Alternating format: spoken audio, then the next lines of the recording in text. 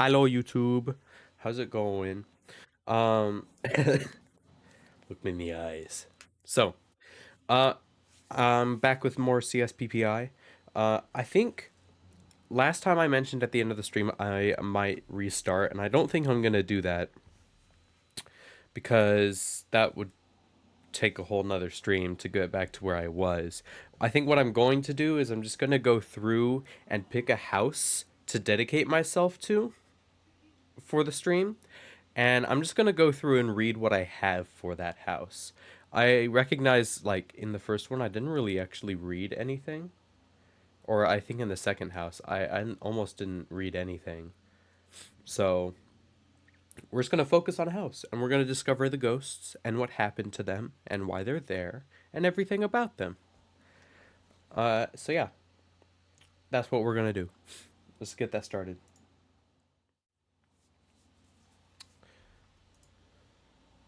Audio, can't forget audio. Important audio.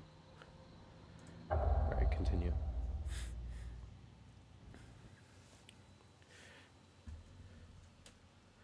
I will say, but the house I'm most excited for is definitely the church, which is not something I thought I would say, but um, the church was spooky as hell. I did love it.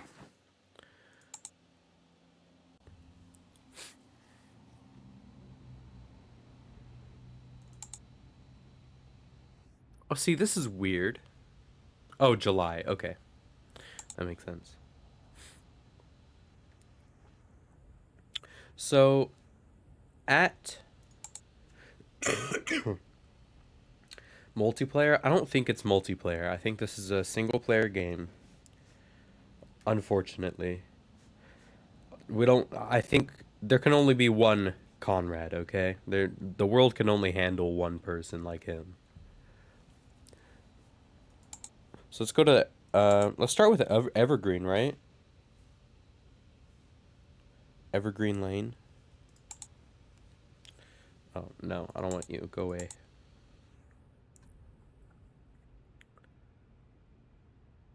So we have,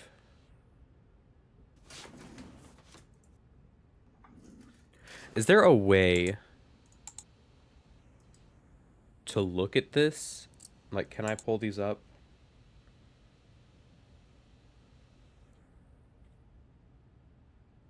Only one actually, yeah.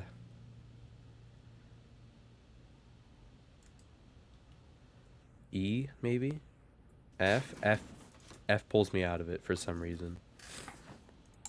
See, now I wish I could read these. I guess I can from here, but damn, see, like, this police report? So this is the house. It has 3 ghosts, right? I think it looks like I have everything, unless it just, like, keeps going down. But, so this is the house where we have 3 ghosts. There's one little girl upstairs. There's some ghost in the kitchen, and there's a a man in the garage. And we learned more about the man in the garage earlier because we learned. Let's see, where was it? It was this one. So there was a man that uh, committed suicide in the garage, and that's why we hear choking in the garage. And this person's name, notice that her son was not Robert. Was Robert. It was Bob. Bob something. I don't know. So that's known as Robert. The little girl I'm curious about. I don't really know anything about her. Yet we have a police report for Paul Connor. We found his son, Robert Connor, hanged, yep, in the family's garage. Yeah. Yep. Yep. So one ghost died there, and that's how first first, so the owner from the bank, Steve and Angie Bennett. This is 1984 of January. So I don't know what the year is now, but I think we're probably a little bit more in the future than that.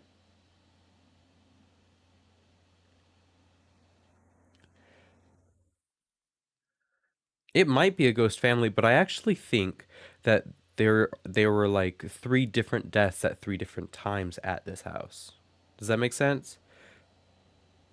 The police report here is from 1961, and we have a paper here that, oh goodness, Bennett Contracting. There were alterations. Place original bedroom. Master bathroom to replace original bedroom.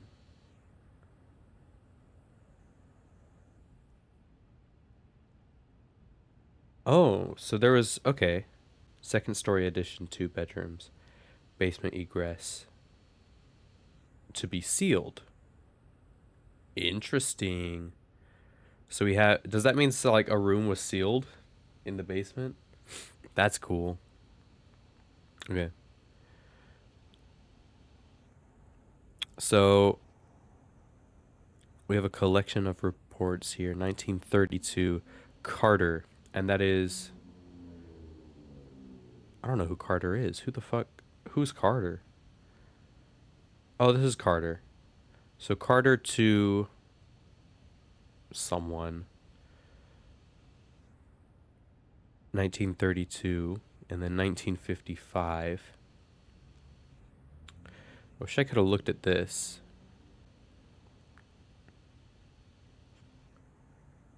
Do we have anything on the girl? Anything on the little girl? I'm gonna take a note of that. Liz. Elizabeth Carter. Parent guardians William and Alice Carter. William Carter is up here. 1903.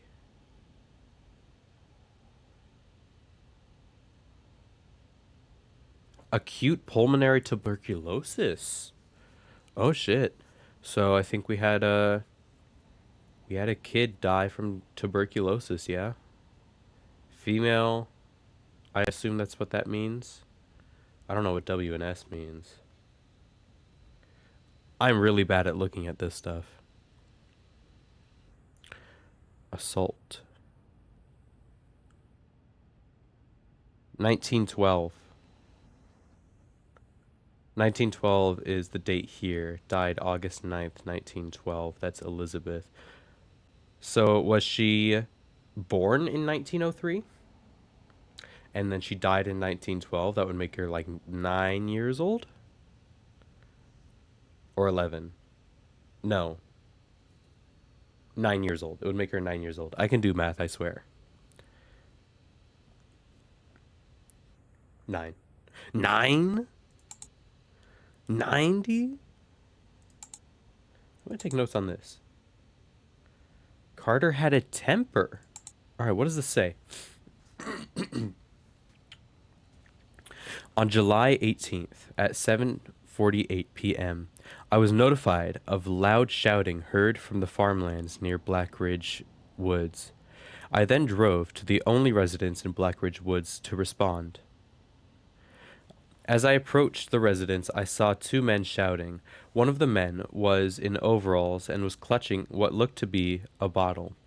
The other man was wearing a long white coat and appeared to be a doctor. I later identified these men as Mr. William Carter and Dr. Miles Willis, respectively. I then saw Mr. Carter swing and hit Dr. Willis over the head with the bottle, grab him by his coat collar, and proceed to yell at him. Willis did not attempt to retaliate. After exiting my vehicle, I immediately detained Mr. Carter, who remained cooperative.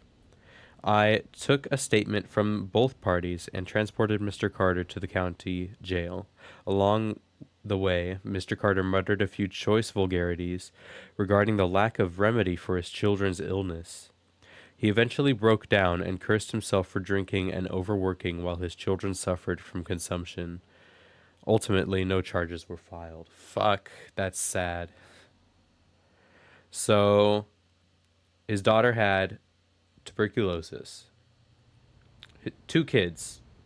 It seems like both kids had tuberculosis. Don't know what happened to Alice. Alice was not mentioned in that story. 1961. So tuberculosis, it seems like the doctor just visited. Didn't either the doctor 7, 18, 12.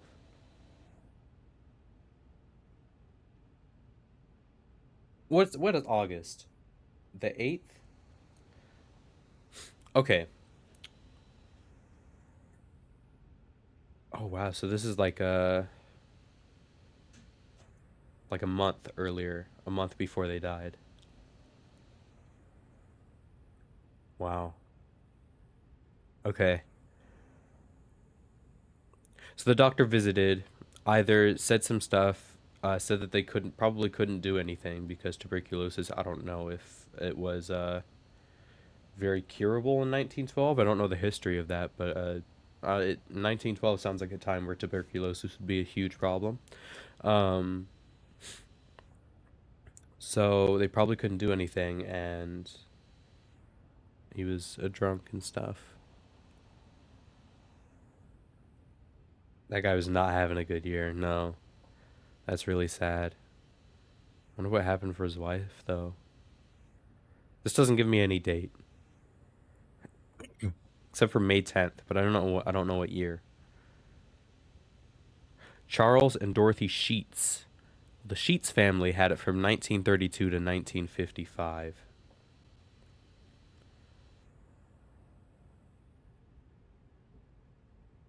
How much is this worth? Oh, this is wow. So the current year is like 2021. This is post 2021. All right, for $300,000. Damn. Deed 1902. So we actually have who owned the house before them, and it's John something. I don't know if that is even necessary information. Let's put that in the notes, sure. Oh, it's built. Oh, because it's a deed to the land. Damn. Okay, so the Carter family built this house in 1902. Don't know what happened to the wife. I'm going to assume that she just wasn't mentioned for some reason. Um, Children got tuberculosis. Carter was a drunk. Liz eventually died and ended up haunting the house. Right? Let's go with that. Let's go with that. I don't know if like the type of notes that you pick are like if they change what ghost is active. That would be cool if it worked like that. Footsteps upstairs. Choking corner. Imaginary friend, so that would be that. Okay. Let's see how that works. Yeah, maybe it changes. Maybe you can ask more pointed questions. That would be cool. Cause right, there's four ghosts. I thought there was only three.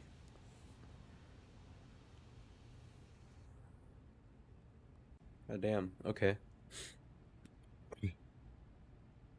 The haunted jar. Ooh. All right. So I've barely done anything for her. So let's focus on her. Get her first, right? Let's figure out who this little girl is. Who the world is.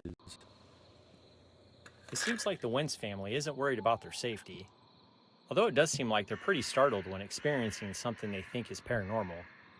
I'm sure I'll be able to find enough evidence to support their claims and put their minds at ease. Interesting. I also need to read up on the types of ghosts.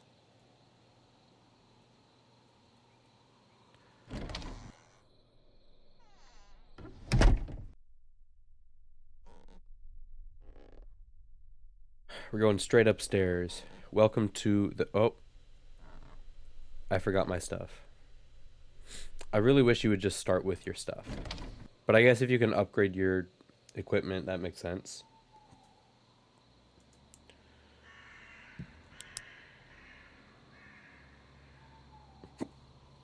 Ooh.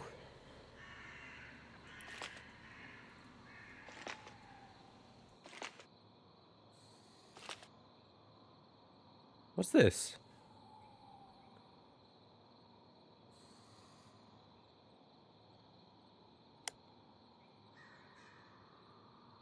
I think that's a new audio recorder, but I didn't pick it up, so we're just gonna we're gonna have what we have, I guess. I wonder if he takes his shoes off when he enters the home. Absolutely, he doesn't. Oh, we better close the door.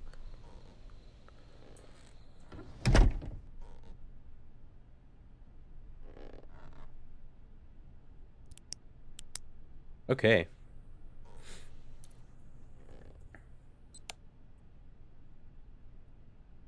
Oh, this is just a vent. Venting. Looks like just a cold spot. Nothing paranormal.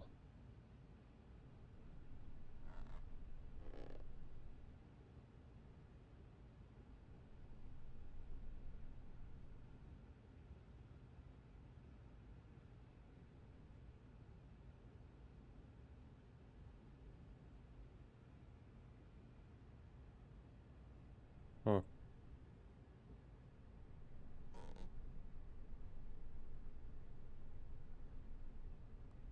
I know, right? Like, why would you even check it? Dumbass. Obviously, it's just a vent.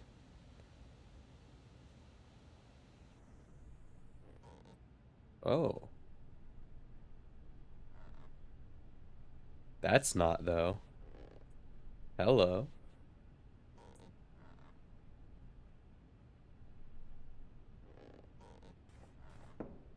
These temp readings are unusual. I hope I got it. Just a cold spot. I did not get it. I heard a whisper. That was a very unusual noise. I'll keep that as evidence. I don't know if this game works like this, but I always expect to see the ghost in the night vision camera but not see it in real life. That would be cool. But I don't think the game works actually works like that.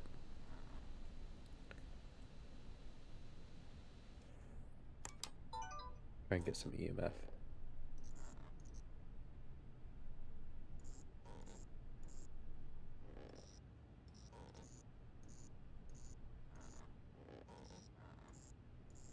Yeah. These lights are acting funny. I should continue Step investigating. stepping. It does seem to be more active, but that Ooh, could just that is be eerie audio evidence. me thinking that, you know? What questions? No, there's no new questions. Why are you here?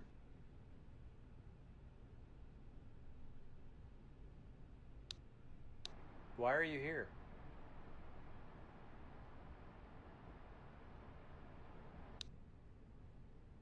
Can you tell me your name?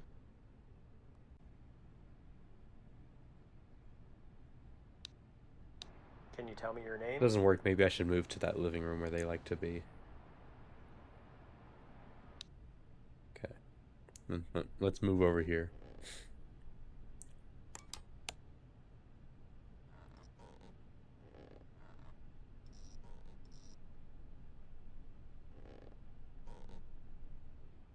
This is a strange sound, by the way, for an EMF to make. Do they make sounds normally at all?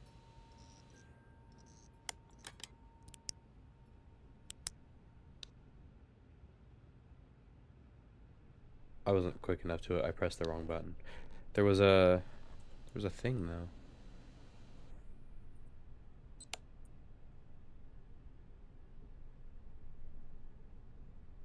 I think this is a normal temp. Nothing paranormal about these temperature readings. Nothing paranormal about these temperature readings. What do you think I am? Some sort of temperaturologist? How am I supposed to know that? Ooh, I haven't seen it in the room before. That's interesting. Do you know why I'm here?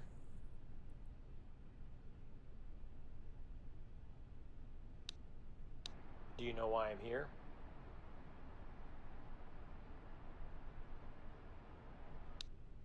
Is there anything you'd like to tell me?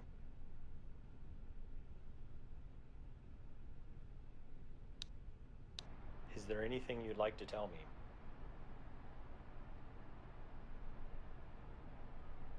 Nothing, huh?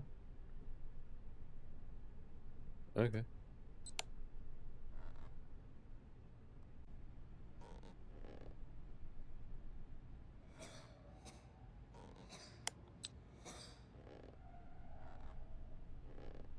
Coughing, I'll keep that as audio evidence. probably from the tuberculosis. That's rough. It is very cool storytelling that you hear the ghosts and you hear what they're doing, and then you don't really think about it until you hear why they're doing those things, and then you're like, oh, that's sad. That's sad.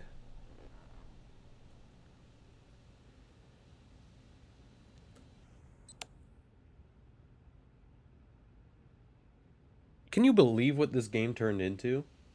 Like, it was already kind of storytelling before, but not like this. Like, you didn't find stuff about the specific ghosts. The ghosts were a little bit different each time. It's cool that you have dedic. Wow, I took a photo of a I ghost. guess I did. You didn't see it before?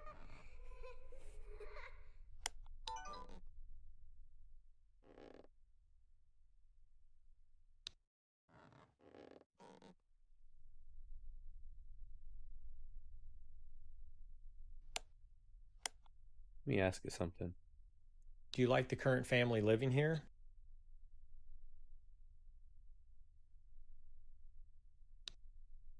Do you like the current family living here?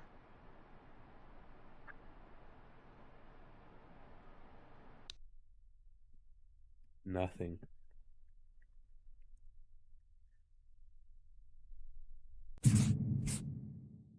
I used to be able to pull up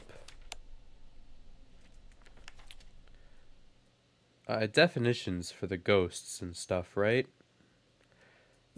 Is there controls for that? Oh, wait. Back, that's it. Controls. Primary button. Oh, I can drop item with V. Huh. Okay. Toggle hustle. And try Q.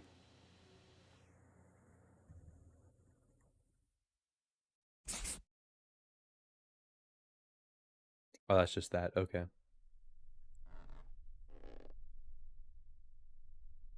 I'm gonna go grab the new thing that I got.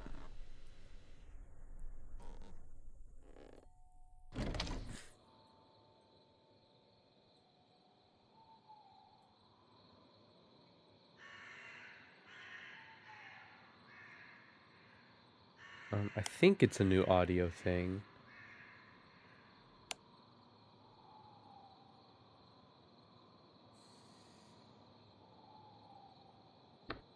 Interesting. Paravox. By harnessing the energy produced from the surrounding environment, the Paravox allows Ghost to access it to its database of words. The device can produce a word chosen by the ghost. Ghosts can communicate at random times or during contact sessions. Since this device uses energy to operate, it is likely that some of the words are produced by non paranormal circumstances. To validate paranormal activity, contact sessions are necessary. Investigators may choose to perform a contact session.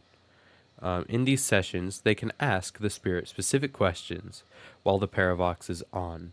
After asking a question, they will pause momentarily, giving any potential ghosts time to answer. If multiple direct answers are given to very specific questions, it is safe to conclude the responses are paranormal evidence. Okay. So I'm gonna drop the camera since we've already taken a picture of the ghost that we're trying to get today. I'm gonna pick that up. So let's see. Let's see how this thing works.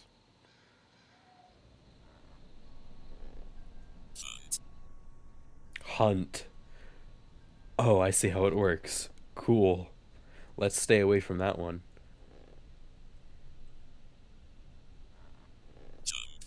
Jump.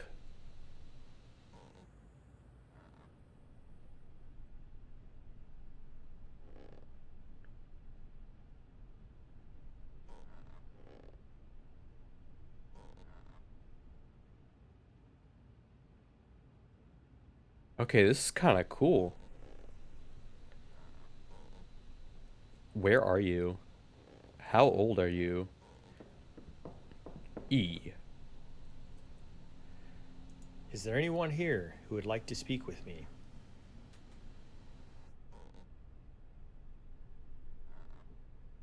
Is there anything you'd like to tell me? Okay, so I can do this a lot faster. Do you know why I'm here?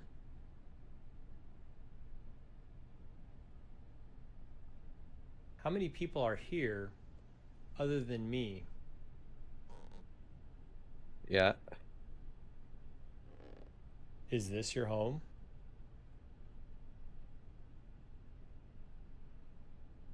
Do you like the current family living here? I wonder if the type of ghost has an impact on Why are you whether or here? not it gives you responses. If it's a residual ghost that is going about its day as if it were still alive, Can you tell me your and it's name? more of just like an energy that continues on. Nile Red, Can you tell me your name? he does a little bit. Maybe that's who I'm thinking of.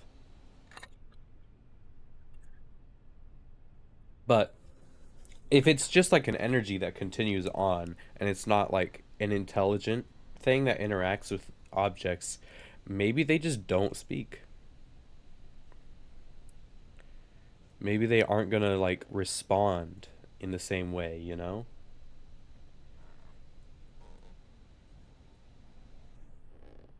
Okay, how am I on notes? I need more audio. I need more EMF. Yeah, I need kind of a little bit of everything.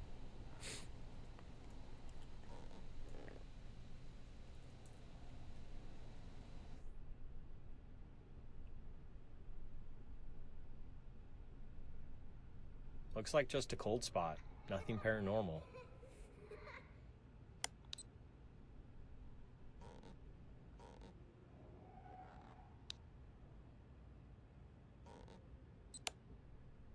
So the kid laughs and stuff.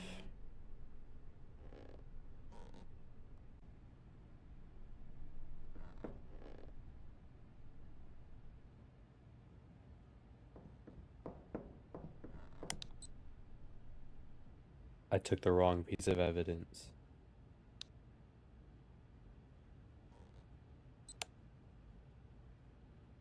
I remember that. So this is a ghost that they did have before, this little girl. They just didn't have any lore on her, I don't think. 'Cause she kind of just like walks through the halls, right? Something is going on here. These temperature readings are definitely paranormal.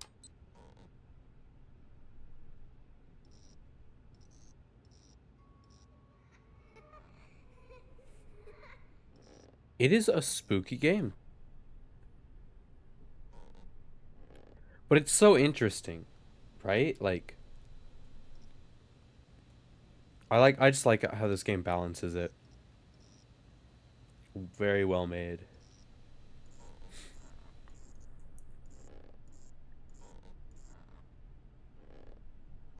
Oh, I lost it? Did I lose it? There it is. The EMF meter should not behave this All way. right, This is so paranormal. got that. Now I think I just need audio. I think that's all I need. Yeah, audio evidence.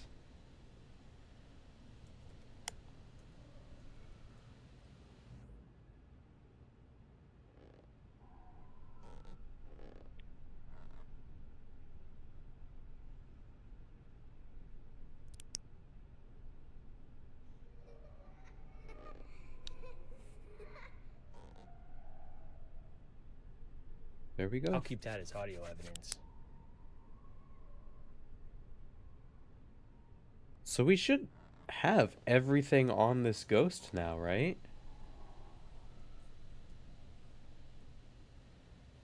Because it has the little image of a relic there. And but I think I already got her relic, because it's, it was her picture, wasn't it? I guess maybe not.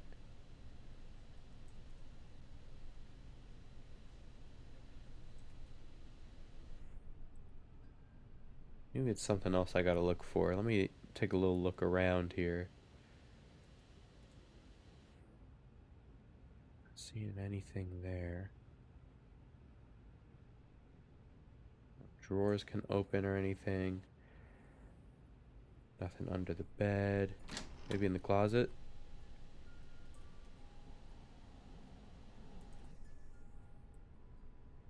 Okay, no. Yeah, I think maybe that's it. Oh, I just realized, like,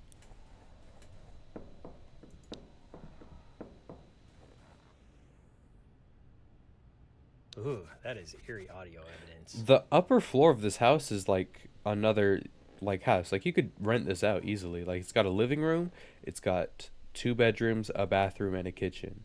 And then downstairs you have living room, bedroom, master bathroom, kitchen. I'm not talking to you. You gotta stop doing that. Which, by the way, in the history of the house, I think this used to be a bedroom. Because I think I assume that this is the bedroom that was remodeled into a master bathroom.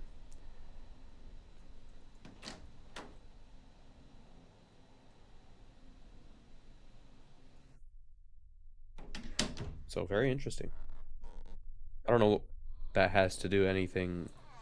I don't think that that's significant to anything that I'm going to be doing, but still, kind of a little cool, you know.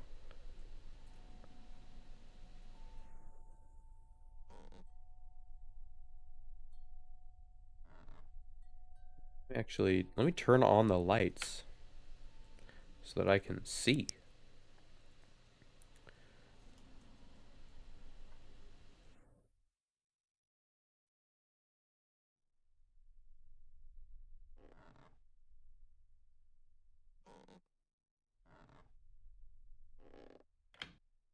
There we go.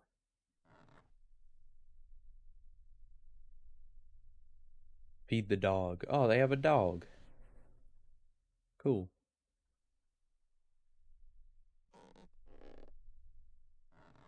Ghost dog.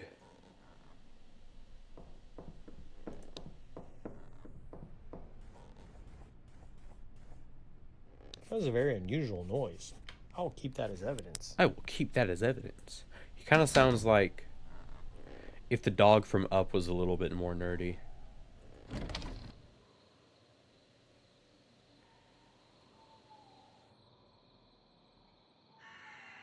I think we're done here, though.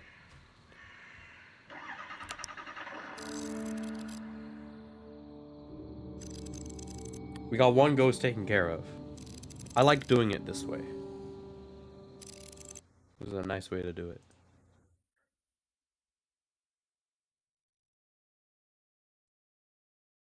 Okay. 50. Wait, what's that little sliver? Why is there a little sliver right there? I'm missing some of my experience. Okay.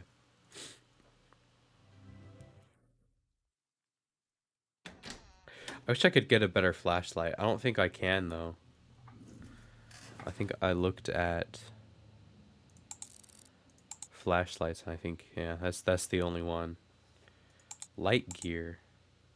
Oh right, the laser pen.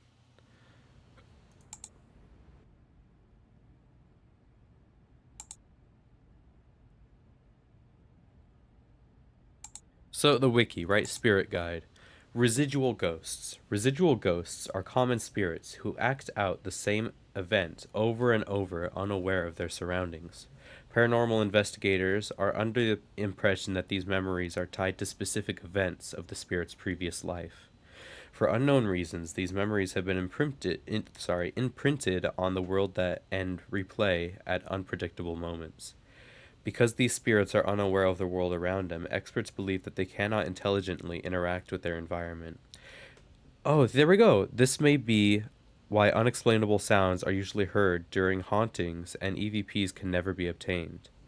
Most haunted locations seem to be inhabited by residual ghosts. Investigators have frequently noted cold spots while investigating this ghost type, and changes in electromagnetic fields also seem and changes in electromagnetic fields also seem to occur moments prior to manifestations. Once the spirit's attachment item has been found and identified, investigators have claimed to use mugwort smudges to release the spirit. These testimonies often consist of acknowledging the spirit's presence and following orbs of light at respectable distance while smudging the area. Interesting. So there's like a little mini game uh for exercising ghosts in this now. So intelligent ghosts.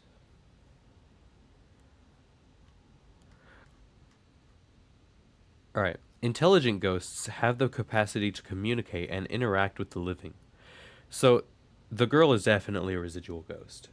I didn't get any like she didn't interact with me at all. She just walked in like her normal line throughout the house. Like I could follow it. Um I think there's definitely an intelligent ghost in the house cuz there's one that keeps that if I walk close to it, it will scream at me and say help me, right? Intelligent ghosts have the capacity to communicate and interact with the living. They usually fall into one of two categories. The first category consists of people who have passed away and are now spirits who mysteriously linger in our world. After conducting initial research, investigators often determine that the former person had a strong connection to the location and now haunts it. Findings usually indicate that the individual lived in the home most of their life or passed away suddenly within it. Oftentimes, investigators witness irregularities in both EMF meter and temperature sensor. EVPs are often obtainable after asking the spirit questions, but sometimes responses manifest as random disembodied voices. The type of intelligent ghost can be very difficult. This type of intelligent ghost can be very difficult to capture on camera. Smudging with time is believed to help these spirits find peace. The second category of spirits, known as shadow people. Most paranormal investigators believe that these entities left their lives unfulfilled in a rare number of cases. Oh, sorry. Oh my gosh, I need to understand these periods better. In a rare number of cases, resolution for the spirit was identified and achieved, causing the spirit to disappear. One such case was resolved by using juniper smudge sticks. The investigator reported smudging the house with the attachment item in hand. A dark cloud began to envelop their surroundings, and a foul whisperer tried to lure them to a location. They followed the whispers and continued smudging the area. After a bit of labor, the whispering died away, and the spirit seemed to have been released. Shadow people seem to interact with EMF meters, temperature sensors, and various audio devices in a playful manner. Disembodied voices are often recorded during investigations, but EVPs have never been captured. Yip yip hooray! Shadow people seem to be the most photogenic ghost type. Investigators usually have at least one solid shadow person photo within their portfolio. There was definitely a shadow person ghost in that first house. That bitch was everywhere. That bitch walked around on Main. And then poltergeist. Right, throwing things, noisy spirit. Yeah, so this is the one in the kitchen. I like shadow people. Demons. I don't think we have a demon yet. They're so quirky. Oh my guys. Um, I just found out, like, I don't know if you're, I don't know if you just got here, macaroni, but there seems to be not only a way to like actually exercise the ghosts, but it's a little mini game that you get to do depending on the type of ghost that it is. So like, right? So like with residual ghosts, these are the ghosts that just kind of like they're not actually like coherent spirits. They're just like memories that play out and repeat themselves consistently at random intervals. These ones you smudge them with mugwort smudges, and then it says these testimonials often consist of acknowledging the spirit's presence and following orbs of light at a respectable distance while smudging the area. So you get to like follow them. With intelligent ghosts, it sounds like they will like try and lure you to a place, and you have to like follow to where they're because they're like unfulfilled in what they were trying to do while they were alive. Let's see what polterghosts. Let's see what poltergeists are about. The name poltergeist comes from the German language and means noisy spirit. Research shows that poltergeist activity starts quietly and gradually increases until homeowner finds it unbearable. Sometimes the noises have no apparent source, but other times they come from household items that have been mysteriously destroyed. Some individuals who have encountered the poltergeist claim to have been physically harmed by them. However, evidence suggests that these injuries were the results of being startled by a ghost and were not directly caused by one. Interesting. Paranormal experts are torn between two theories about the nature of poltergeists. The first theory suggests that these ghosts are unknown life forms and not spirits of the deceased. This theory is plausible, even though poltergeists are intelligent. There's often no evidence to match a poltergeist to any former person. Additionally, EVP evidence is non-existent, meaning that poltergeists may be unable to use human language. The second theory suggests that poltergeists were former people who are unhappy with the home's current residents. The supporting argument for this theory points to the noisy disruptions, which seem human in nature. Both sides have supporting data, but the fact can only be determined through detailed investigation. Some investigators believe that when smudging with rosemary and reciting stanza 134 from the Book of Corpses, a poltergeist can open a portal, returning to their plane of existence. All right, returning to their plane of existence. You kind of just like told me that the first theory is what the game went with. Okay. Investigators have been able to obtain strange audio from the poltergeist's antics through the years. Generally, a temperature drop occurs prior to any activities, and an EMF spike occurs after. Okay. So this is why in our first house the little like profile of the ghost is ajar because it's not actually tied to an actual person. This is just a noisy ghost, right? It's just a thing. It's a being.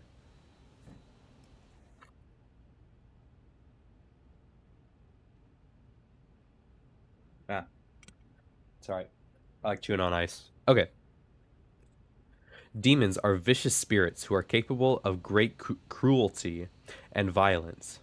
These ghosts are believed to have never been human and have existed for eons. They roam from location to location, preying on those who they consider most vulnerable. Research indicates that demons feed on the fear and pain of others, causing victims intense psychological distress. Usually, a troubled homeowner, troubled, just a little, unnerved, homeowner observes negative changes from a member of the household, as if the demon has inhabited both the house and the individual.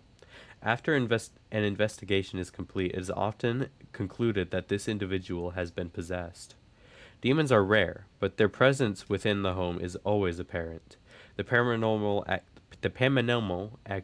community has compiled some unsettling EVPs over the years. Multiple static cold spots can be found where unexplained noises occur. EMF spikes have also been noted in areas where the demon is thought to reside. Demons have been difficult to see and photograph from their natural form. When manifesting, they often take the form of something more innocent and less terrifying, such as a child. When a demonic entity has been determined to haunt a location, spiritual leaders of the homeowner's choice may get involved in an effort to cleanse the home and expunge the demon. Only the most seasoned paranormal investigators will attempt to exorcise a demon without the aid of a spiritual leader. Ooh, I can't wait to eventually do that. I have a feeling that there's going to be a demon at the church because that would be only natural for storytelling, wouldn't it?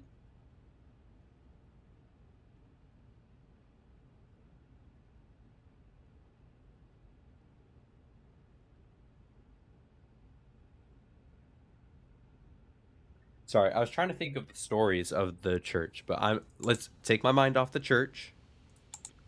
We're looking at Evergreen Lane first.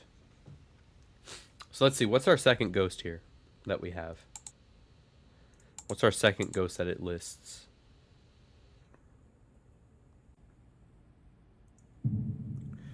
This guy.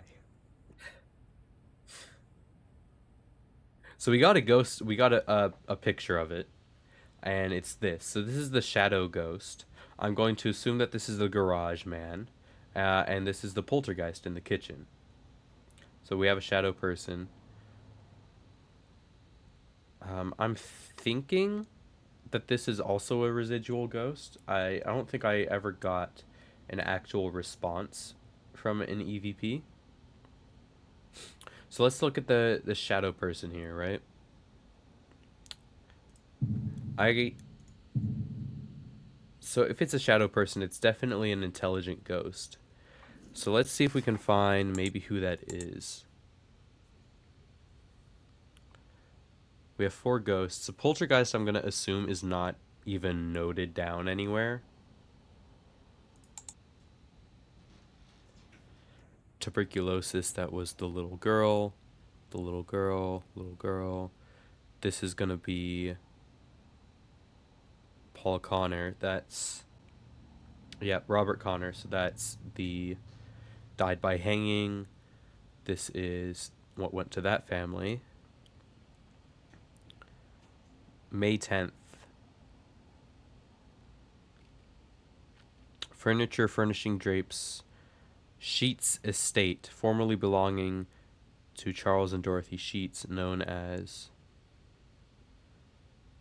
Deep. So, what the Sheets family had it in 1932 to 1955. Time to buy. So it's for sale. May 10th. Okay. This is the suicide. Bennett, 1983 to 2001. And they changed how the house looked.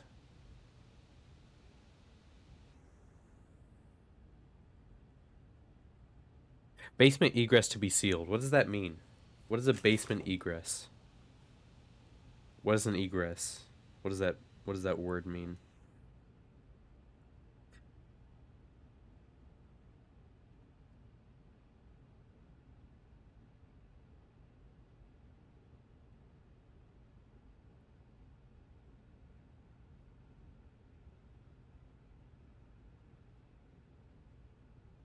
The action of going out or leaving a place? Huh?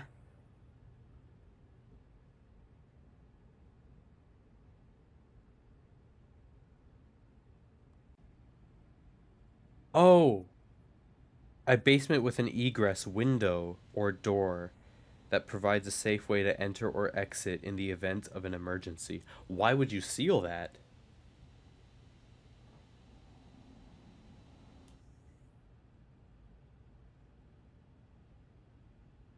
So in the basement there was uh it got chilly, a little bit drafty.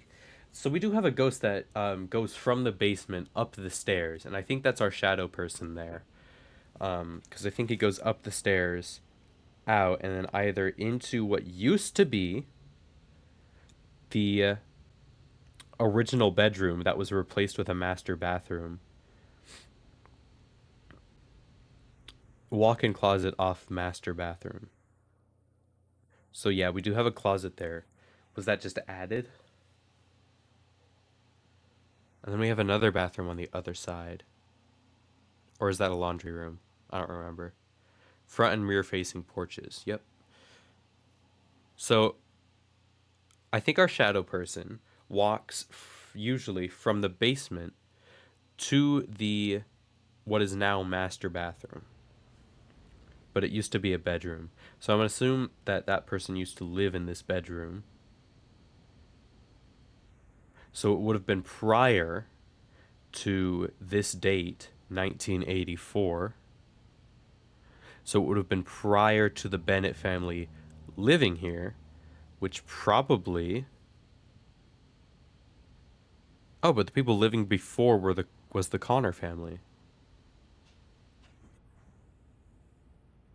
And the Connor family had this guy. Did two people from the Connor family die in this house? What does this say in the notes? Remodeling provokes activity. Okay. I did a draft.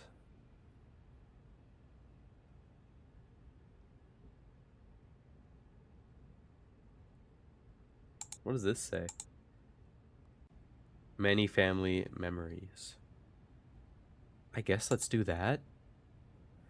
I don't know. I don't think we have any information on this other guy. What does this say? A shadow moving out of the corner. I think that's this guy that we're talking about. Um, Once immediately after seeing the shadow, hearing a sinister disembodied voice. Definitely the man. Um, there's the guy in the garage. Guy in the garage. Footsteps upstairs. That's the little girl. Imaginary friend is the little girl. And we have the poltergeist. Okay. Let's go in with that list. And we will see if we can find more information on this shadow person.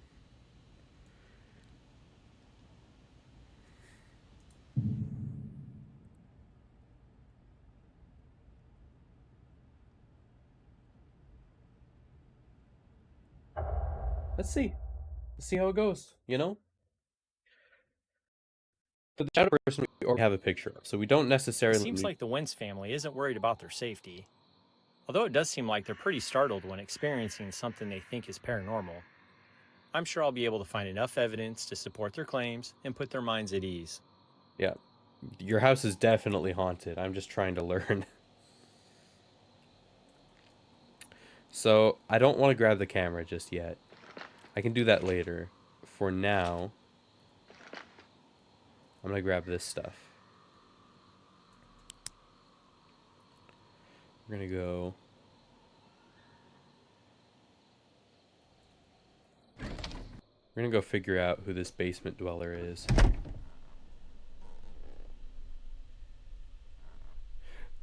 So there is a poltergeist in the kitchen. So I'm going to kind of avoid the kitchen, even though the ghost that I'm looking at does kind of intersect around here, I think. And kind of walks into here.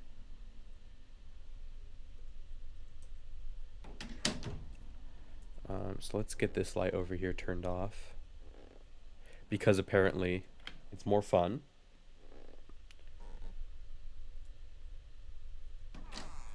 It's. Man, dude, this door sucks. Basement egress to be sealed. Basement egress to be sealed.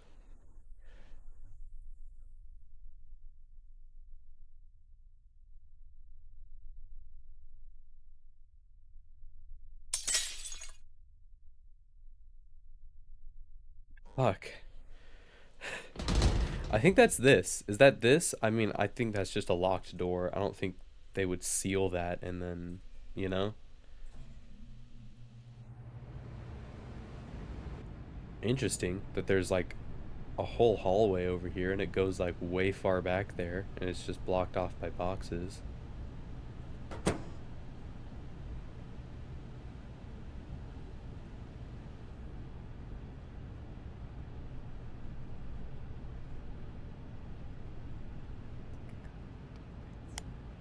Is that the fucking whisper? Okay, yeah. Dude, you had me. You made me bring out my fucking audio recorder. And then I was like, wait a minute. This shadow person has a screaming man voice.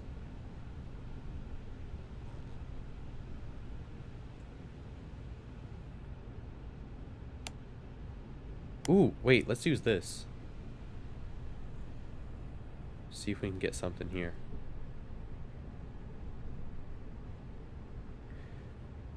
I got this little instrument at the end of the last one. Lust. Stay? Okay. I see how it is. Hey there.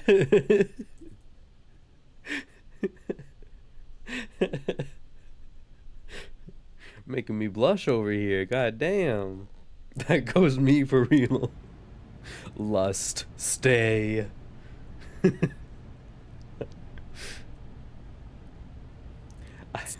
Frog. Frog. It's me. Well, you know, they say that the intelligent ghosts were left unfulfilled in life, you know. I think I know how to solve this one, guys.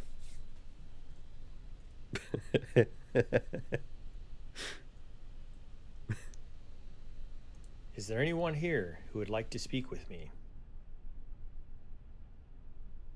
Trying to put a reptile. Actually, frogs are amphibians. Is there anything you'd like to tell me?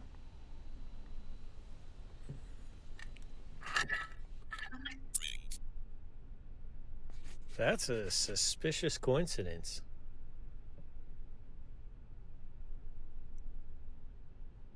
What?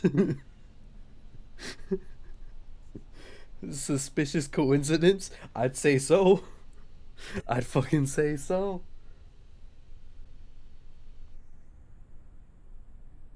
That's creepy. That freaks me out a little bit.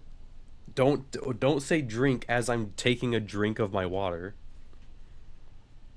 And then say that it's a coincidence. You bitch. Do you know why I'm here?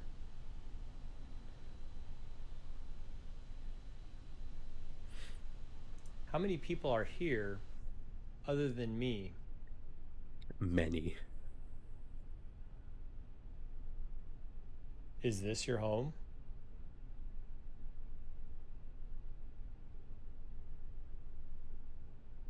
Why are you here?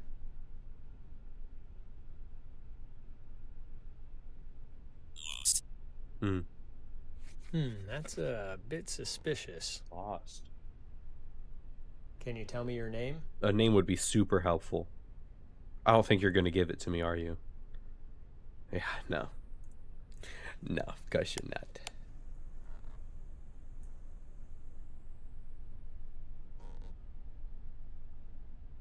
Can you tell me your name? Maybe if I ask with this.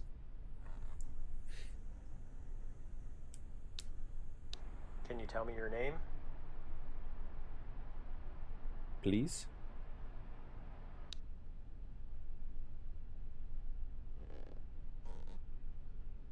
Can you tell me your name? I should have got more pointed questions the more that we like uncovered about the ghost. That'd be kind of cool. Can you tell me your name?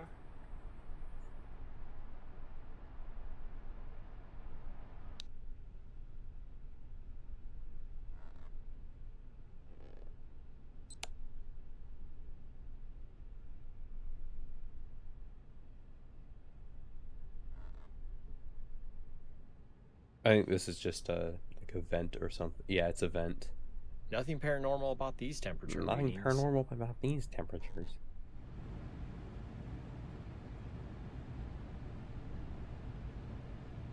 This, however, These temp readings are unusual.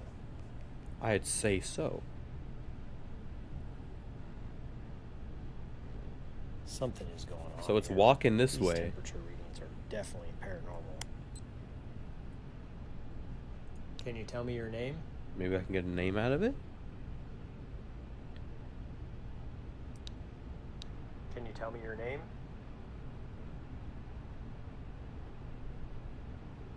Damn it. Let's pull this thing out.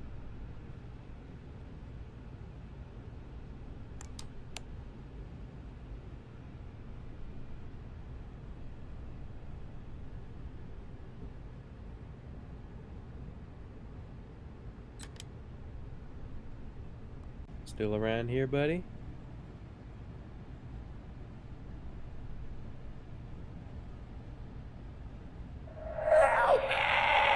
Oh, there you are.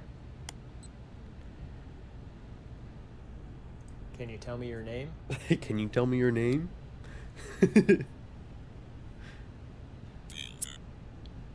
Builder. That's a weird coincidence. Builder. Builder? Can you tell me your name? It's Bob. Robert? Robert Connor? Can you tell me your name?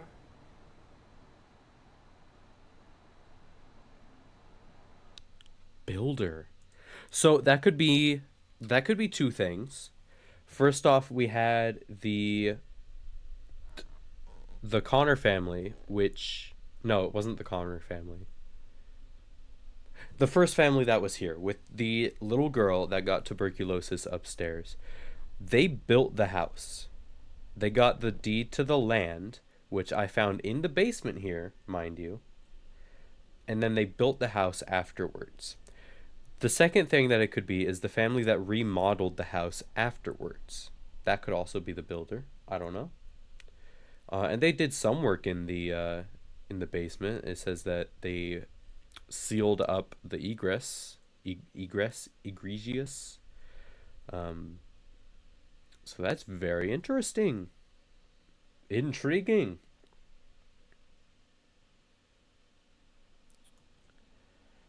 Anyways, that's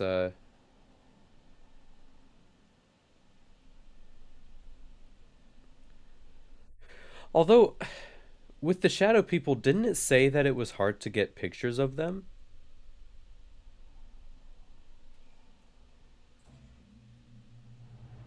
Oh, that's just that turning on.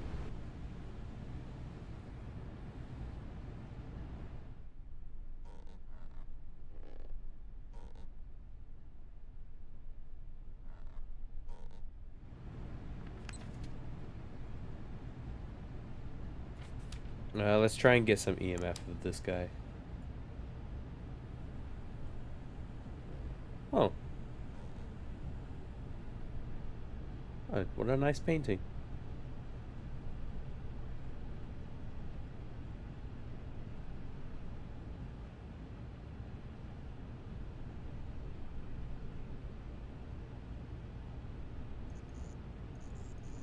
Yeah, this is from this thing though.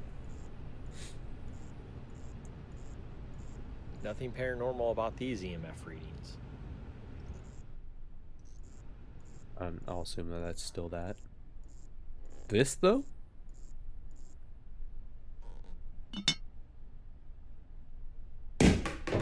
Jesus. Oh, I ac- it actually threw the jar.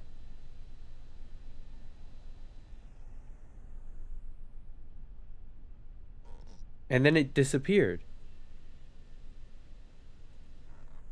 Okay. I mean, that's not the ghost that we're focusing on. Although with the it said that there was an EMF spike before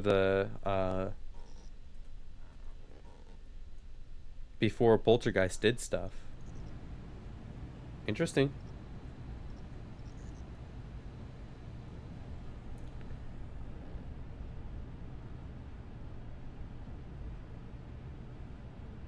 I don't think I'm really gonna get any EMF from this guy until he shows up, right?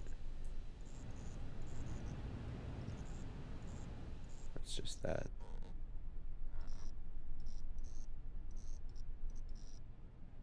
So if I want to get a picture of this ghost, I assume I'm gonna have to get a picture of a jar that was thrown of the poltergeist. So maybe the theory that I tackle that with is always having an EMF out so that I can see the spike when it's about to do something and then get a camera ready and then take a picture when it does.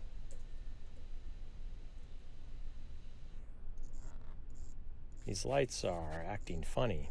I should continue investigating.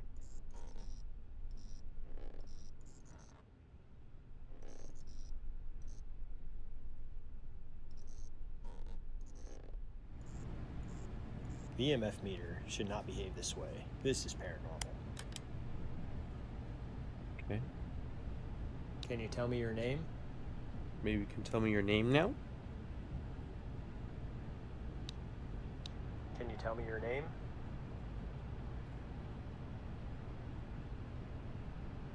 I think it might not be a a thing that it can tell me.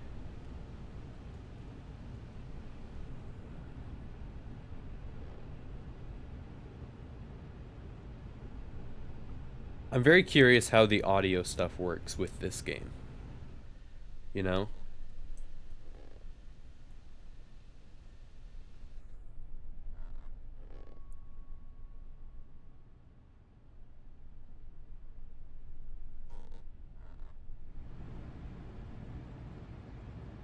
This is interesting. Like, what happened here? These are weird. I keep looking at them, and I'm like, oh, it just continues the stairs, but that's rebar that I see in the concrete. There's enough of a divot in the concrete for rebar. Like, what happened?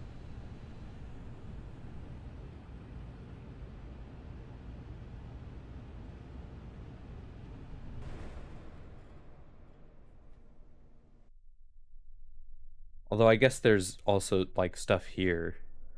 They really need to redo the flooring in this basement.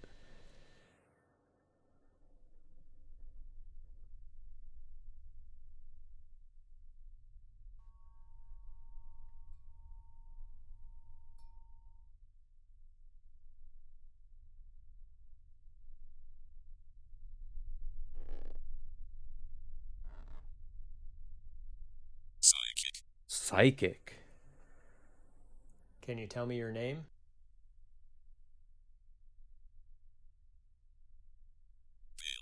Builder. Okay. I think someone is trying to chat with me. Why are you Yeah. here?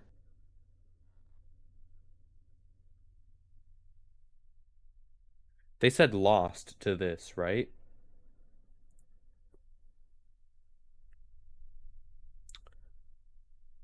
Was this chair always like this? Maybe.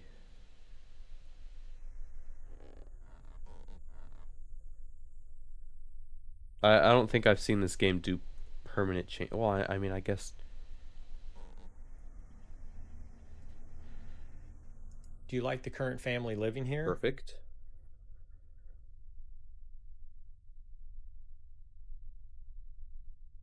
Is this your home?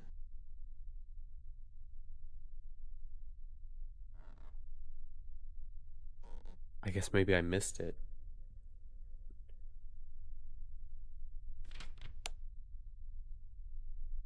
I'm very suspicious of paranormal activity due to audio interactions I had with my equipment. Okay. So I need to get a little bit more with that. Maybe he went back downstairs.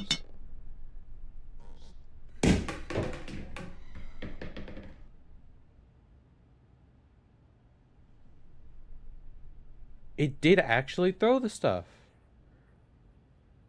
I thought when the game was like, oh, but when I went to look, like, there was no mess. I thought that was the game, like, telling me, like, hey, like, we're just gonna be playing sounds.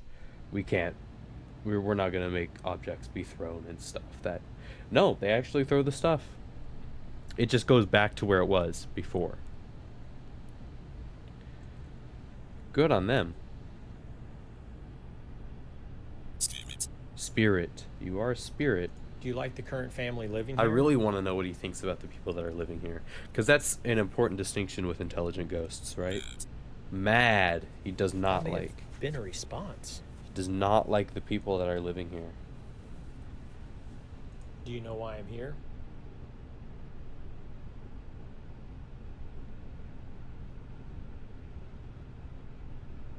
Is there anything you'd like to tell me?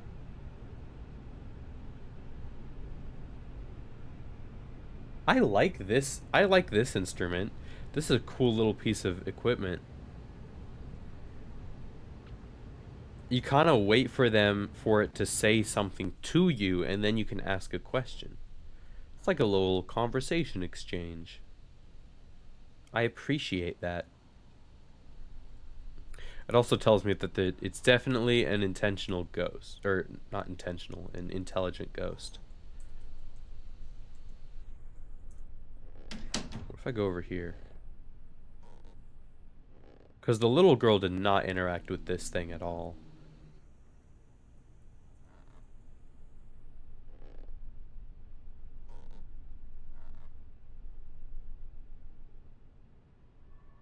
Ba ba ba da da.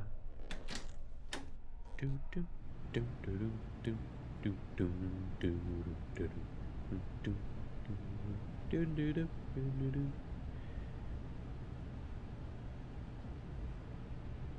Hello? What else do I need? It probably would be good for me to get a photo. So I'm done with temperature and EMF. So I'm gonna go get rid of one and grab a picture. Maybe I can get a picture of the poltergeist while I'm here. Cause that's gonna end up being a pain. The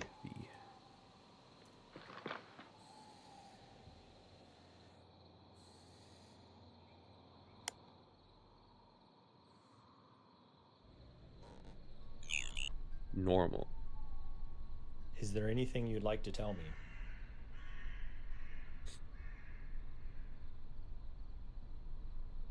Nothing. Okay. It does say that sometimes it can just be an electrical current messing with uh with it.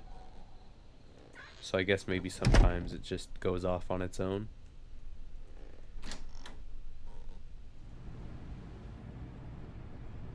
Let's see. Can we find this guy? Oh, I've seen him wandering around here a little bit.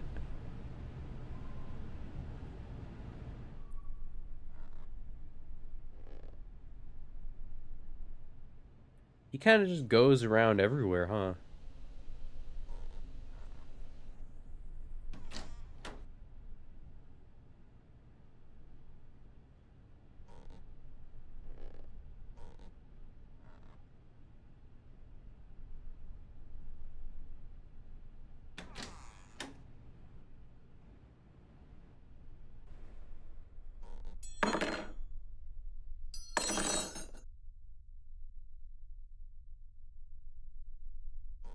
That guy. I did see a light on down here.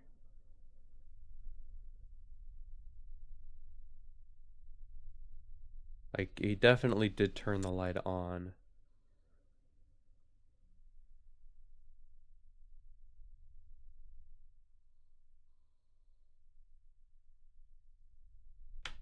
Oh, there we go. That scared the shit out of me, but there we go. Do you know why I'm here?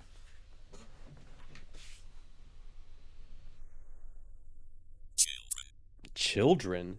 That may have been a response. That was definitely a response. I just Is there anything you'd like to tell me? don't know what that means.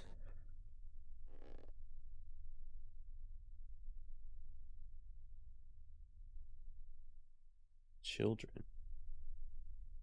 How do you even turn this light on? How do you do that? This light? Still here. Is there anything you'd like to tell me?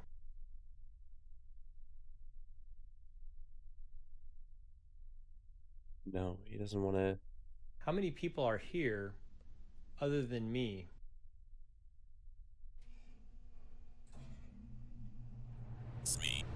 3. Hmm. I feel like someone might be trying to chat. 3 people that are here other than me. Is there This anyone thing here is who would so like to speak useful. with me? Dude, I love this.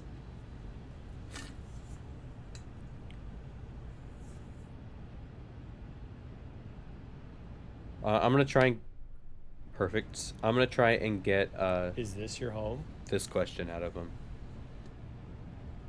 I feel like the answer is gonna be yes. Is this your home?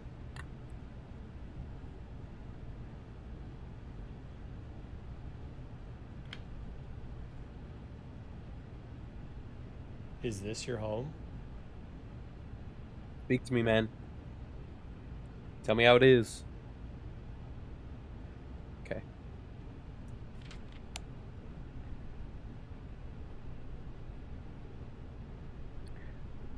I feel like I've gotten a lot of responses out of this audio device. Like, how much do I possibly need to do before I get solid proof that it's ghosts? I mean, I guess they did say that it takes a lot more. But damn.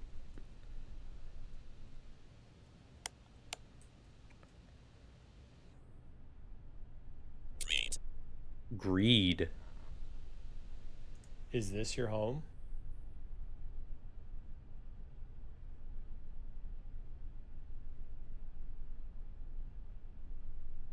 Nothing.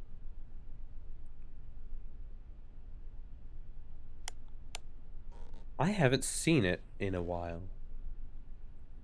Like, before, it was manifesting itself like crazy. And it was talking to me. I'm trying to get some audio stuff from this ghost. And if I can get it screaming at me to help it, I think that would work pretty well.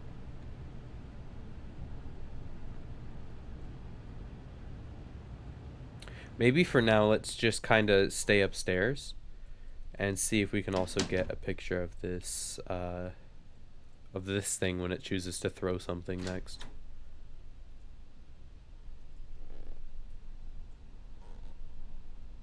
Well, what door did you open?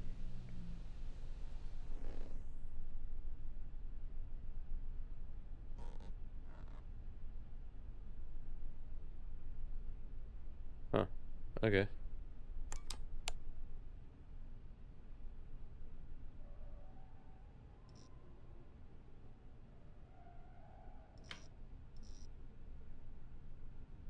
I'm gonna turn on the light.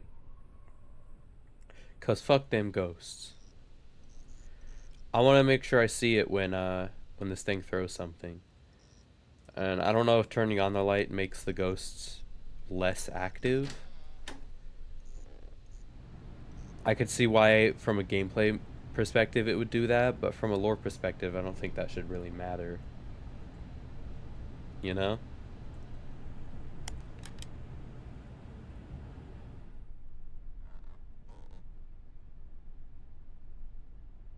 Yoo-hoo! Hello, family. What's in here? Maybe there's something in here that I missed. Huh? Maybe? No? So I must have everything on this house. So the ghost said that there's 3 people here other than me. And there's 4 ghosts at this location. Now, I don't know if that means that there are 3 people here and that, like, the poltergeist is some other being, for example, or if there's 3 people in this house and he's not counting the guy that's outside of the house in the garage. I'll have to ask that next time I see him. Let me turn the light on down here.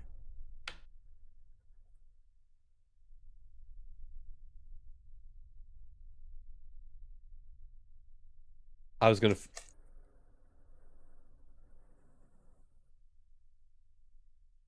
I was just gonna say I was gonna flip out if he turned off the light as I entered this room. Is he trying to lead me into here?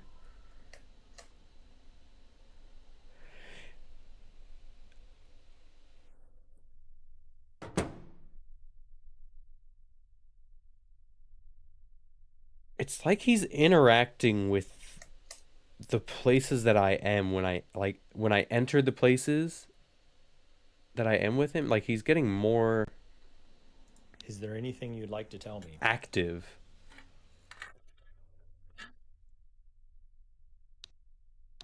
Is there anything you'd like to tell me? He's want to hang out. I don't know. He seems pretty pissed off that there are other people here in this house.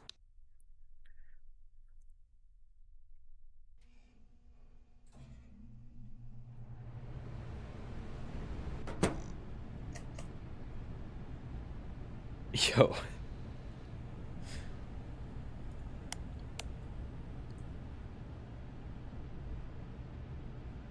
Can you tell me your name? builder, huh?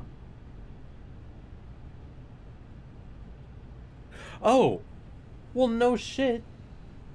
Of course, he's the one that built the house. No wonder he got more angry when the house got renovated and new people moved in. Also, it's been proven that this guy had a temper and he didn't take, changes in his environment very well because he got pissed off at the doctor when the doctor said he couldn't do anything about his children getting sick. And he was an alcoholic. So okay, duh. Dude, for once in my life, it took the light bulb turning on above my head for me to get it. uh, for yes, thank you. I see you. I understand you're here. Thank you, buddy. What a nice guy. Um, but that makes so much sense. And I could see why he would want to stick around because he had such a rough time in his life because both of his kids died from tuberculosis. And his wife wasn't even mentioned at all, so that makes me wonder if she was like out of the picture by that time, you know?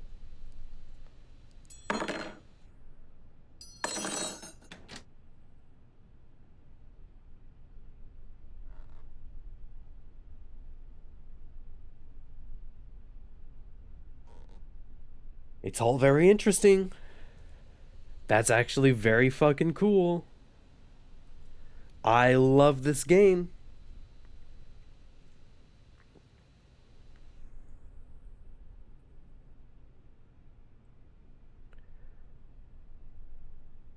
I wish I could check my notes on like what I have from the certain ghosts, you know?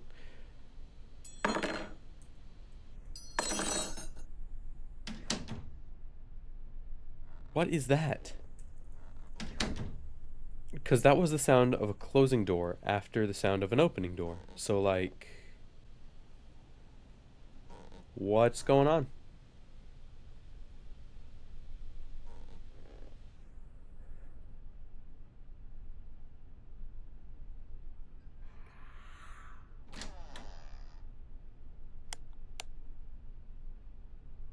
I definitely heard something.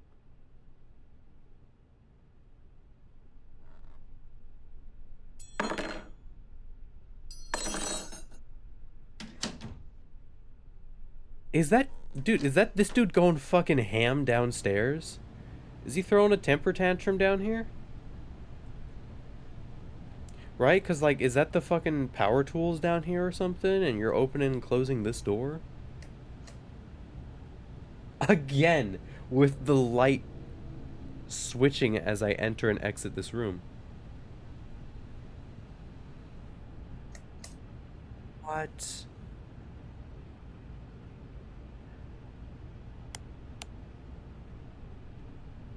Is there anything you'd like to tell me?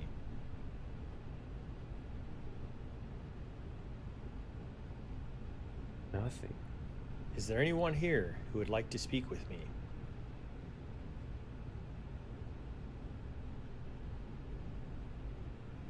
I mean, I know this. He's got to be, like, right here. Why are you here?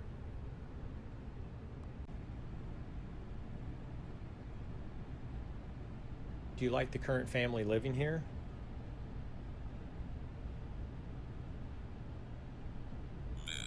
Mad. I'm convinced someone or something is trying to communicate with me. Took you long enough, my guy.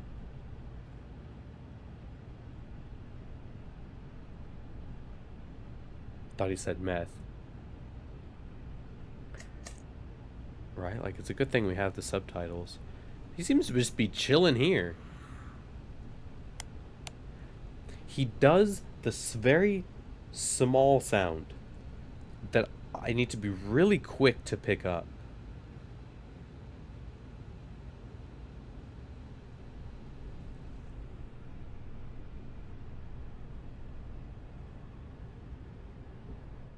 So I left that door open.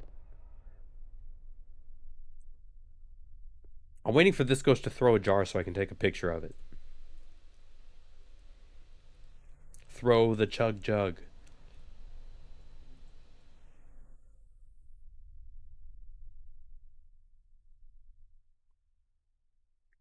I wonder if the notes that you entered the house with have something to do with the activity of the ghosts. I don't think from a lore standpoint that would make much sense, but gameplay wise, it might, make it so that you can kind of choose which ghost you want to research and learn about. And you can actually get more stuff from them. That's kind of cool to think about.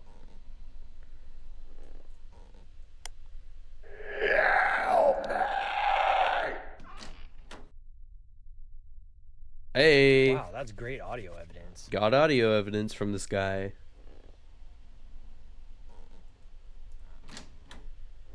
He finally left this room.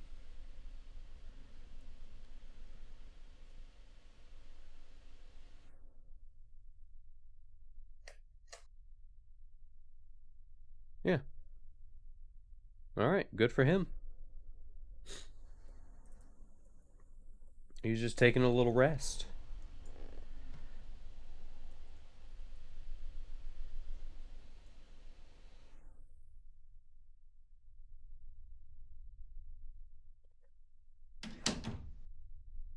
I want to make sure that I get the audio bar filled up for this ghost before I exercise it. But I think I.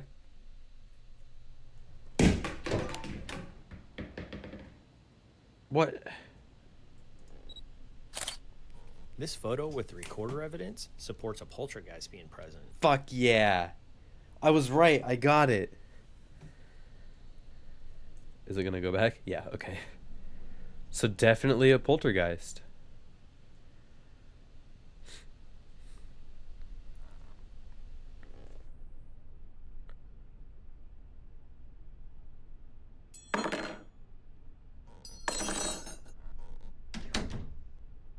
Although the image section for the ghosts usually fill up immediately when I get a picture of them.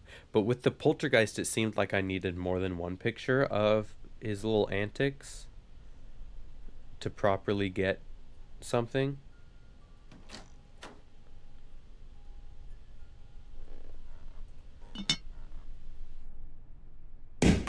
Uh, This photo okay, with the recorder evidence supports a poltergeist so being that present. counts. Oh wait, that's not a picture. That's an event. So I need to take pictures of the events. Got it. Cool. All right, so I'll just fucking sit here.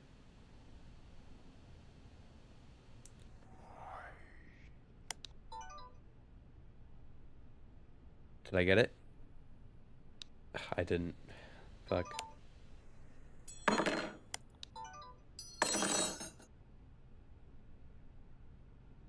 Wow, that's great audio So that'll evidence. be on my audio one. Cool. I'm figuring this poltergeist out. The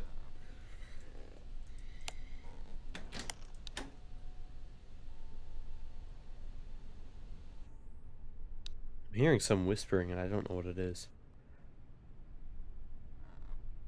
So I'm gonna keep my audio recording out. The That was a very unusual Wow, noise. really? I'll keep that as I thought that was evidence. just me stepping around, but okay. So the what sounds like maybe silverware being thrown, I don't actually see that anywhere happening. So I think that's just an audio thing.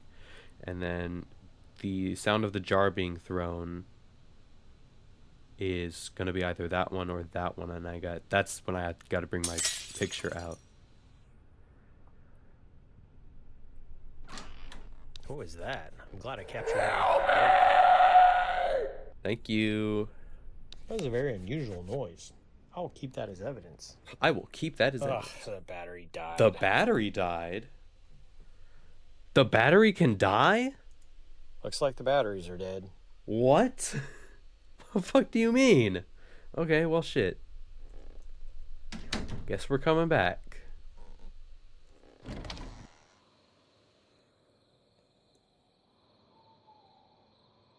Or can I just refill it here? I can.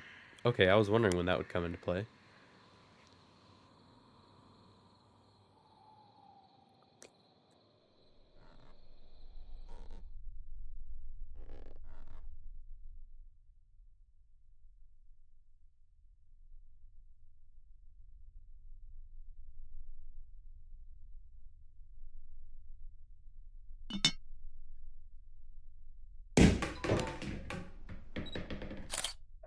This photo with recorder evidence supports a poltergeist being present. That was a very unusual noise. I'll keep that as Dude, I am evidence. racking up this stuff.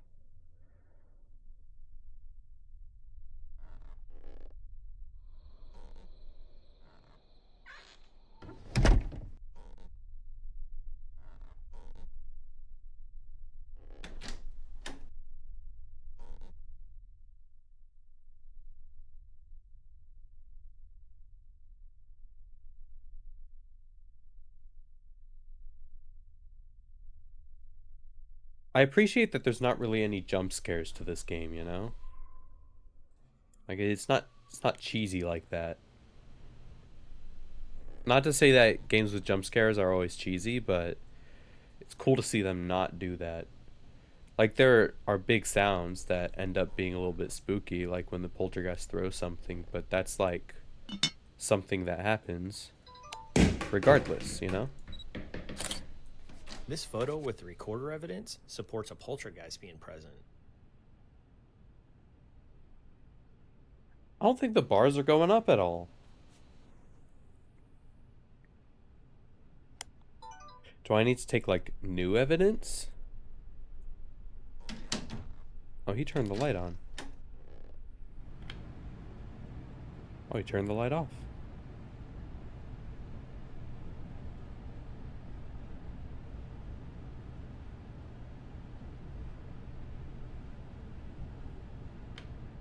It is so strange that they kind of interact with you by interacting with the objects that are immediately close to you. That's a cool way of portraying an intelligent ghost. I like that.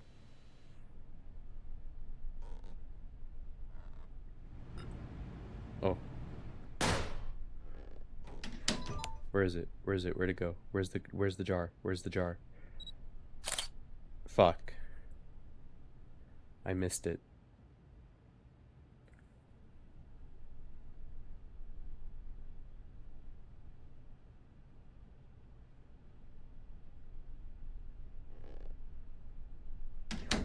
You know, I'm gonna go back and I'm gonna end what we have here.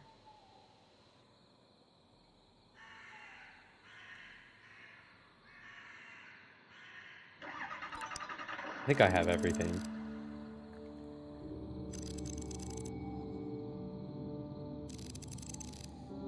Audio and video.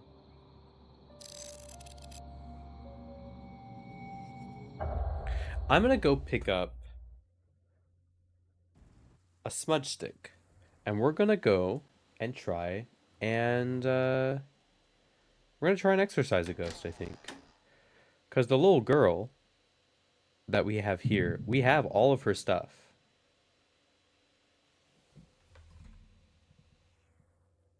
That looks like it's a notebook.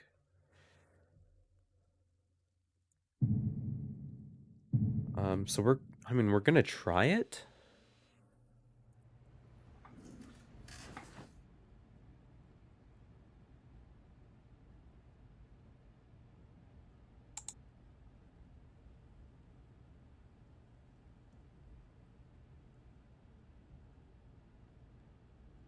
So this is the Book of Corpses, right? This is what they were talking about. Oh God. Why would you have this? Oh.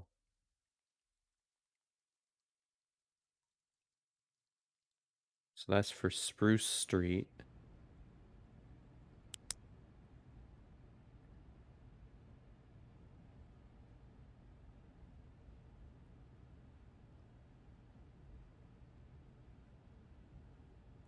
Local Skulls. Polk Street.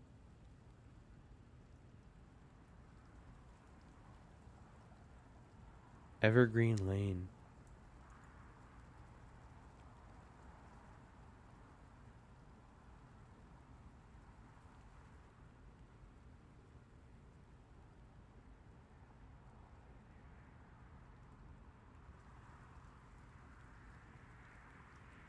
So I think I need to find like the item that they're tied to, but I don't know what that is. Like I looked around and I didn't see anything. This looks like it's maybe a notebook. I don't know why it would be a notebook though, right?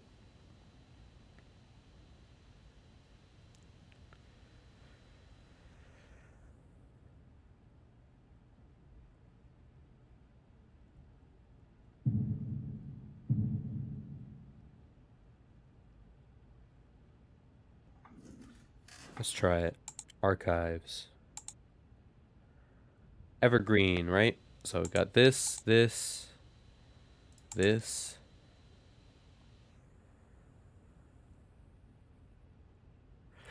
for the other guy.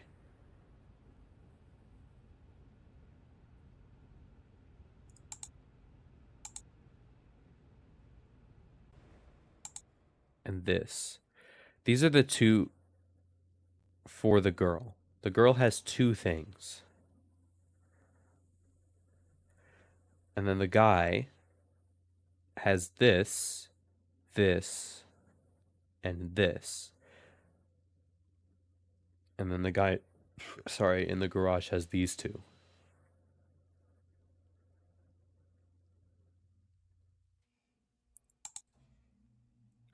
So let's go into our inbox.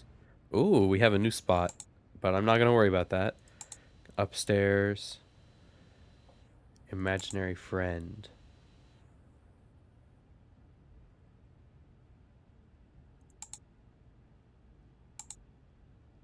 Imaginary friend. Okay, so let's buy. What did it say that residual ghosts need? It's mugwort, right? Yeah, mugwort. Exorcism tools. Let's buy some mugwort.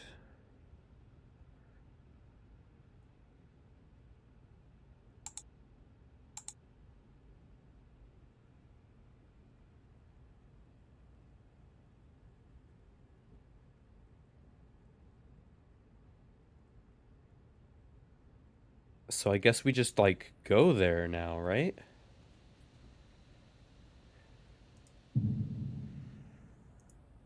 Because we're gonna try and free this girl.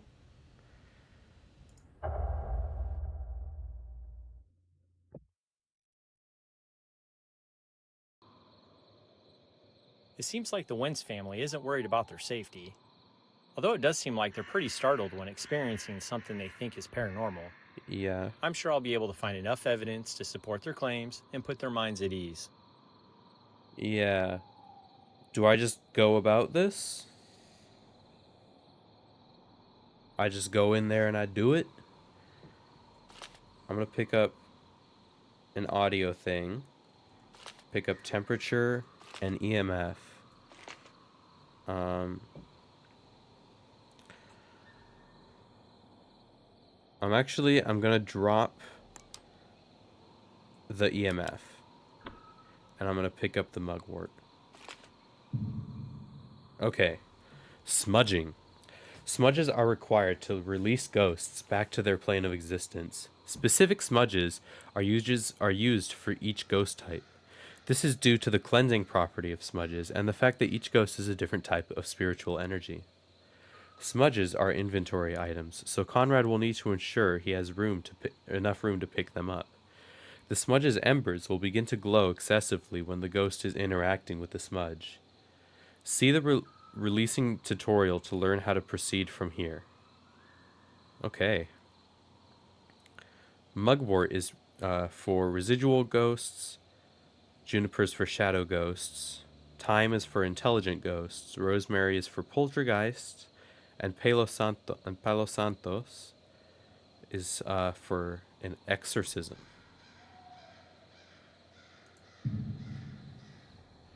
Okay. So I'm pretty sure the girl upstairs is is a residual ghost.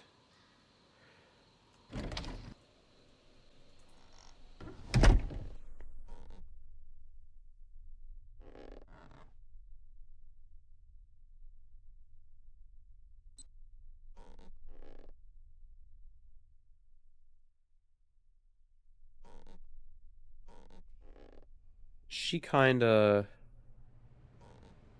Oh, oh! I found it's a box of color pencils. It's not a notebook. It was just laying there.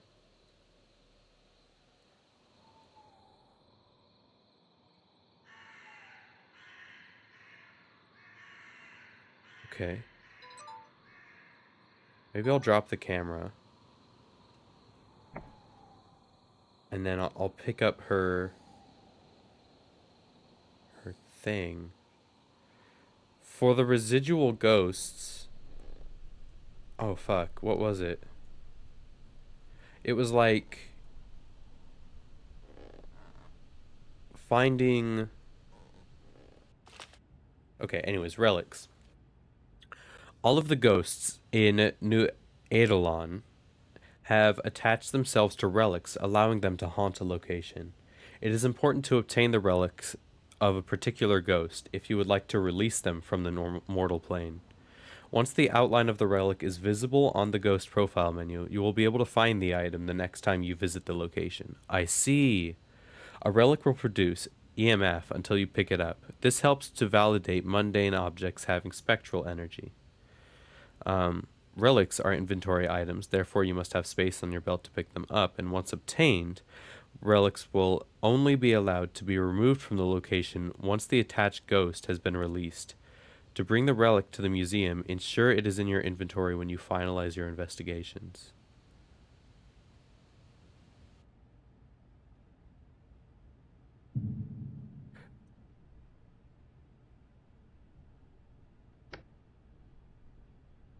I don't remember what they said.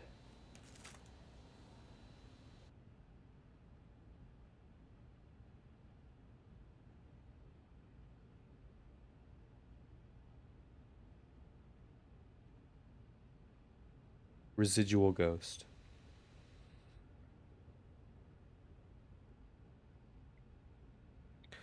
Let's see if I can find the description.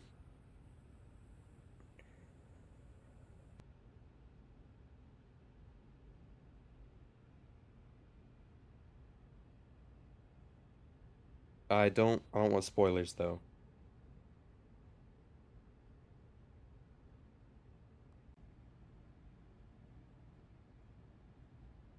Okay, no.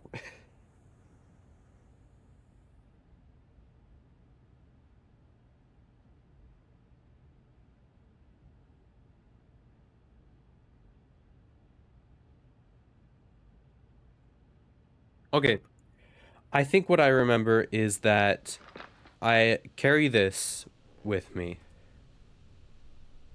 I carry these entirely unused crayons that this ghost has, for some reason, attached to themselves to. Um, I'm gonna carry this after starting it and follow the orbs at a distance.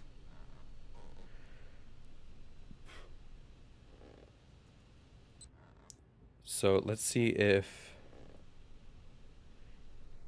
we can find.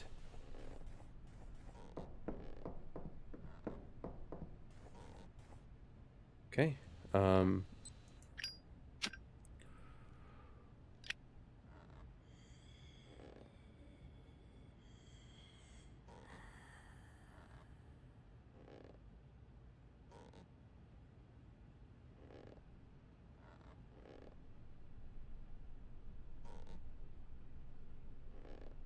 says the embers glow brighter when the ghost is interacting with it.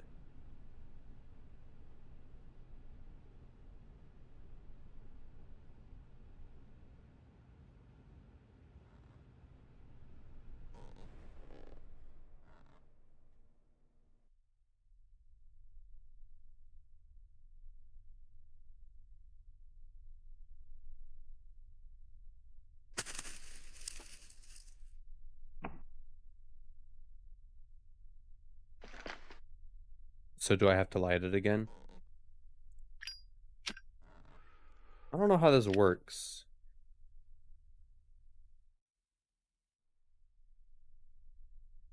So it's definitely interacting with them here, right?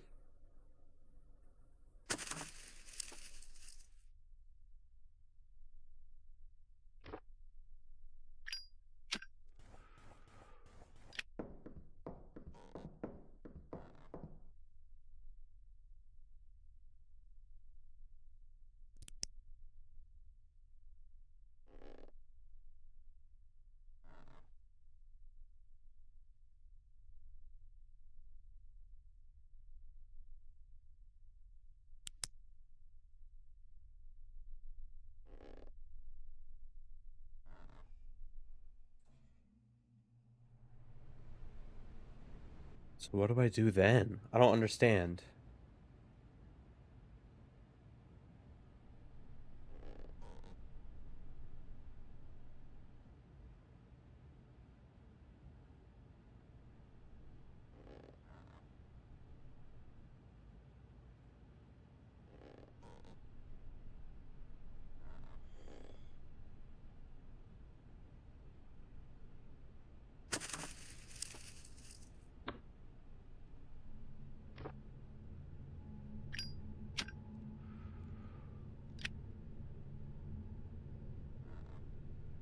And then I follow it at a distance.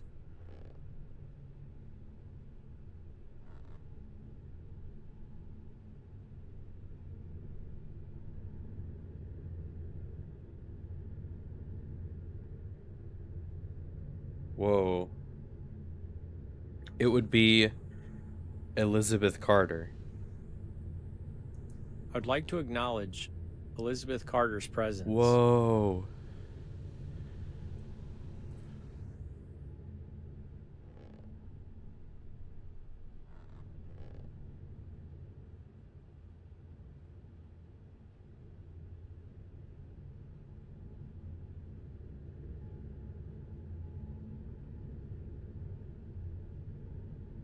It's crayons. I think these crayons might be yours. I'm sure your parents loved the pictures you colored for them. Oh, this is so cool.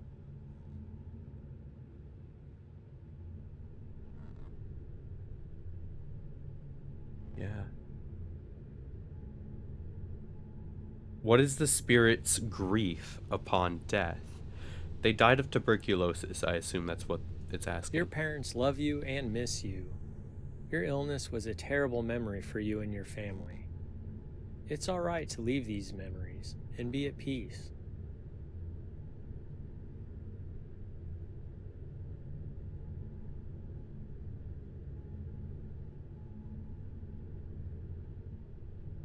Whoa.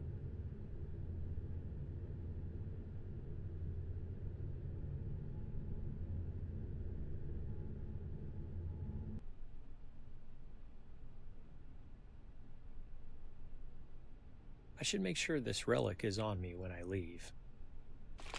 So the ghost is gone now, yeah? Holy shit, that was cool.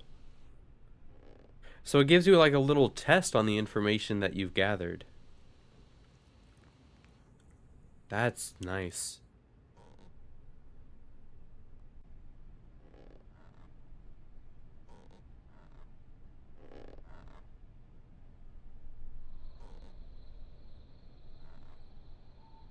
I think I'm gonna go ahead and leave now. And we're gonna see what it says.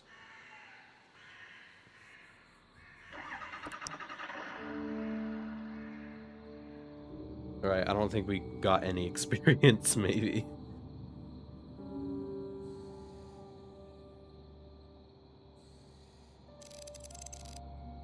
Oh, we got experience for releasing. Okay.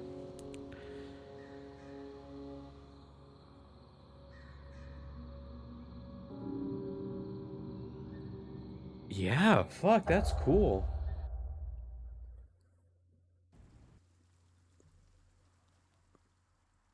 Merchandise sales have been great. I hope these extra racks help out even more. Yeah, so that's that.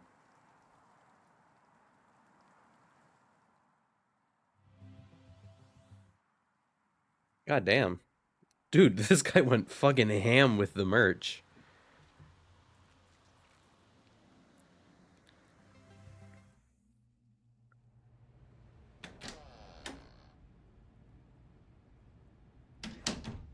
Ooh, that was cool. Okay, so we released this ghost.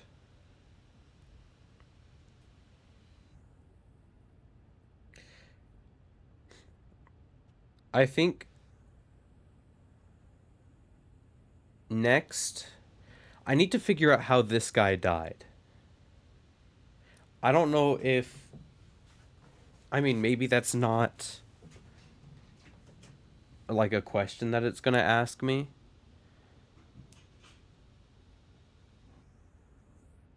But I think this is definitely.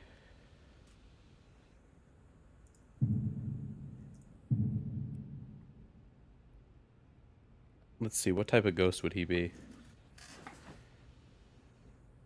Wiki. Spirit guide. And then intelligent ghosts.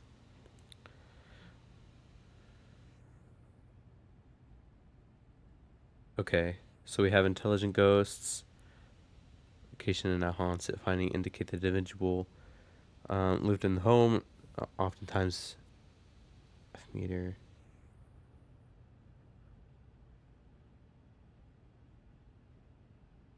Very difficult to capture on camera.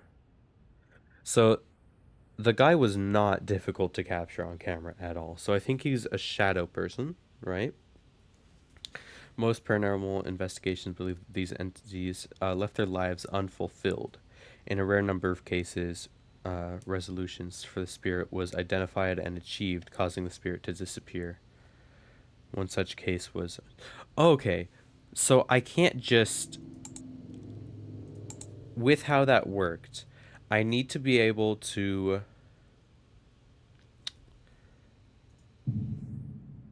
find the relic for them before I can release them. Which means that Polk Street over here, this guy, I just got everything for this guy before I even knew what was going on. So I don't even know what this guy is. Let's go in and let's look at our Polk Street stuff. I think I'm gonna exercise that guy and then I'll be out. And then that'll be the end of the stream. So I'm missing two pieces of something. So divorce agreement. 2015 not available. Wagner built. So the Wagner family built this in 1953 and they sold it in 1987. Then it was given to the Allen family, then the Thompson family, then the Laurent. The Laurents are who own it currently. We have a divorce agreement here. Charles Allen and Lynn Allen. And yep, Polk Street. So this is the Allens. This happened in 1987 to 2006.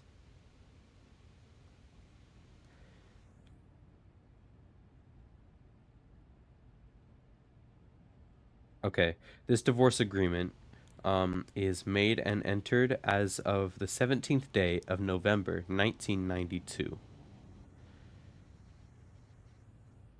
by and between Charles Allen and Lynn Allen.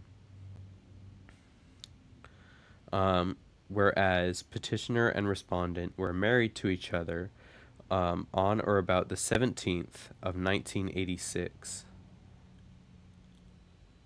Oh, so they got married and then the next year they bought this house.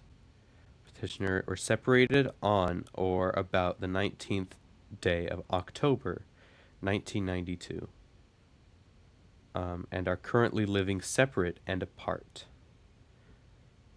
So they got divorced. They live separately. I assume that maybe Charles Allen is who we is maybe the old guy as Charles, and he may have stayed in the house, unless it's Wagner. I don't know.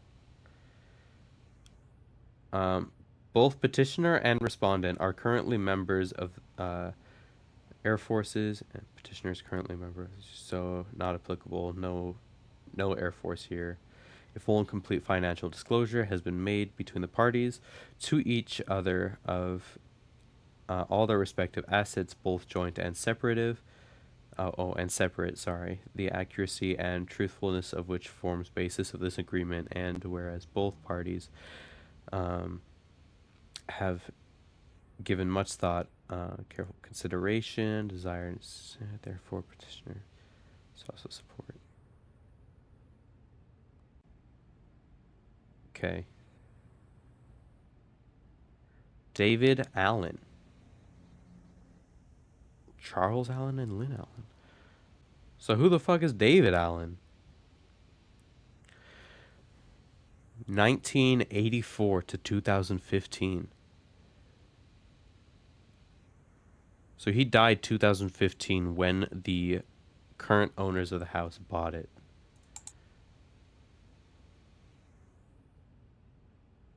So that could be changes create gateways, perhaps. Certificate of marriage.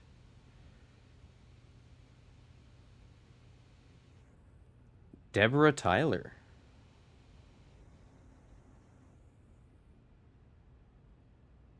13th day of August 1994. The following persons were by me united in marriage at the Fellowship of Congregational Church in accordance with the license of the clerk of the court of the jurisdiction shown above. Okay, wow. 15th of August 1994. And they got divorced in 92. So 2 years after the divorce, Charles Allen married Deborah Tyler, and they both started living in Polk Street.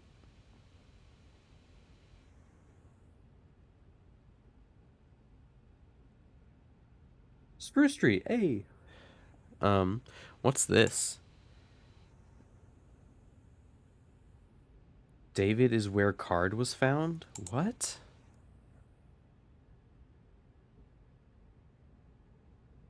I don't know what this means. Mental Health Center. 1995.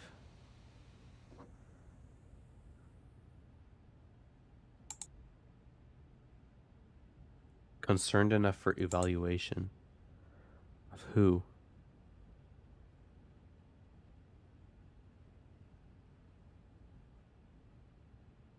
Deborah Allen.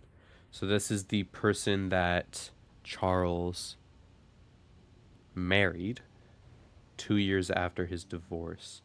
And she's dangerous to herself and others, fear of losing control,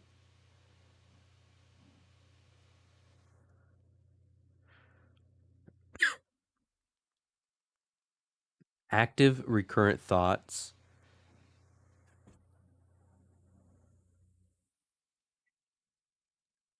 suicidal, active recurrent thoughts of suicide, making threats of it. Um, I can't read what that says.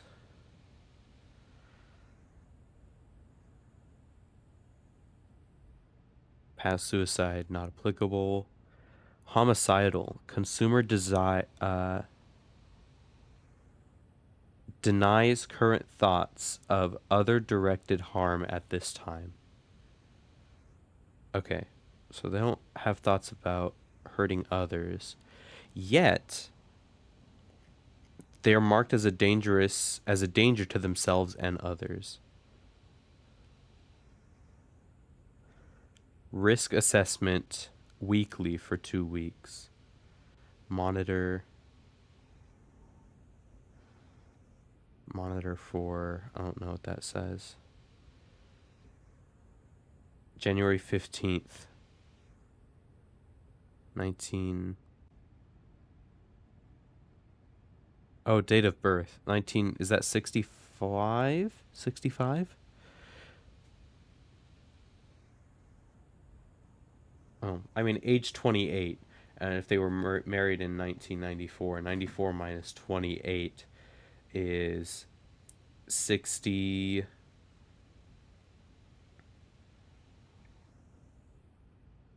I don't know. I'm not going to do the math. I don't think their age really matters as far as this goes. Fear of losing control is a danger to themselves and others. Current substance abuse. Unstable living arrangement. What is the unstable living arrangement?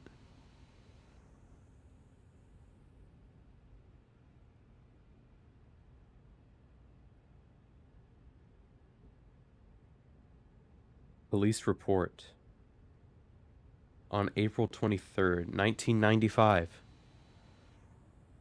April 23rd. What's this, August? So this is before.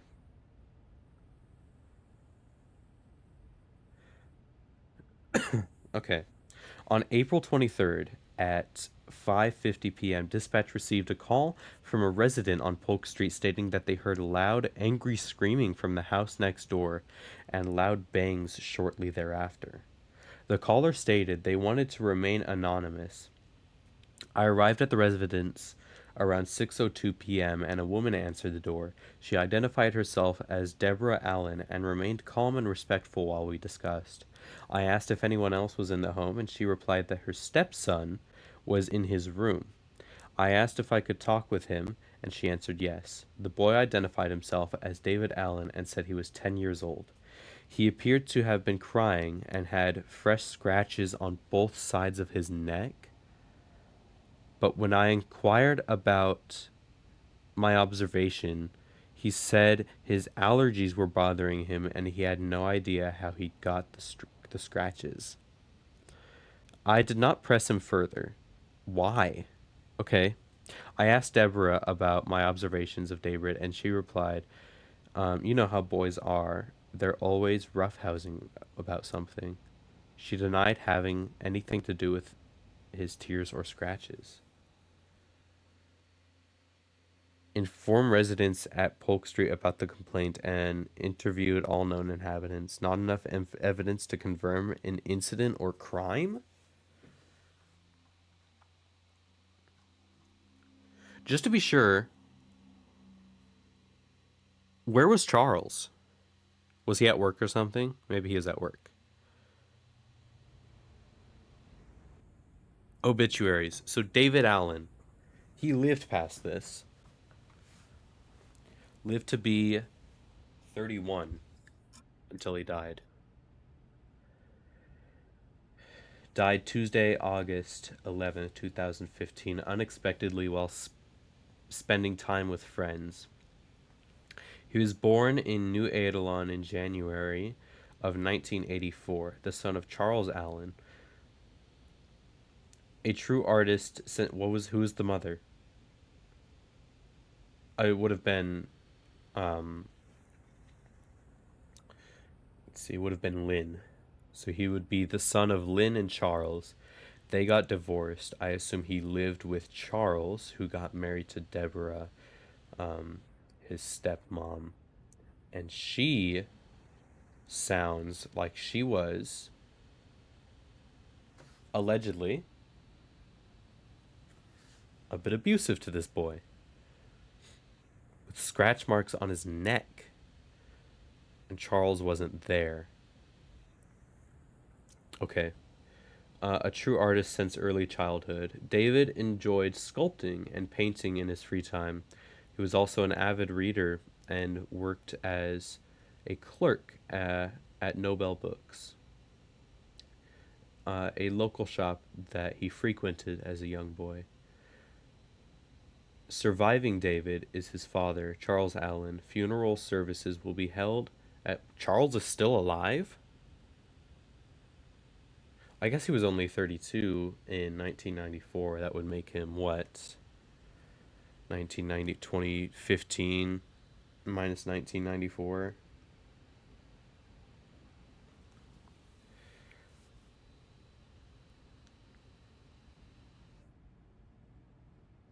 That would have made it 21 years plus 37 or 32. That would have made him 53 when his son died. Okay. Um, Held at 10 a.m. Sorry. Funeral services will be held at 10 a.m. on August 15th, 2015, the fellowship at the Fellowship of the Congregational Church. Um, I don't see what that word says. Oh, burial will be at Spruce Street Cemetery. Flowers and condolences can be sent to Charles Allen at his home on Monroe Street. Charles doesn't live on Monroe Street. Doesn't live in this house anymore. Of course, because it was given to the It was given to the Thompsons. Whoa. Okay. So, in this house, there is an old man.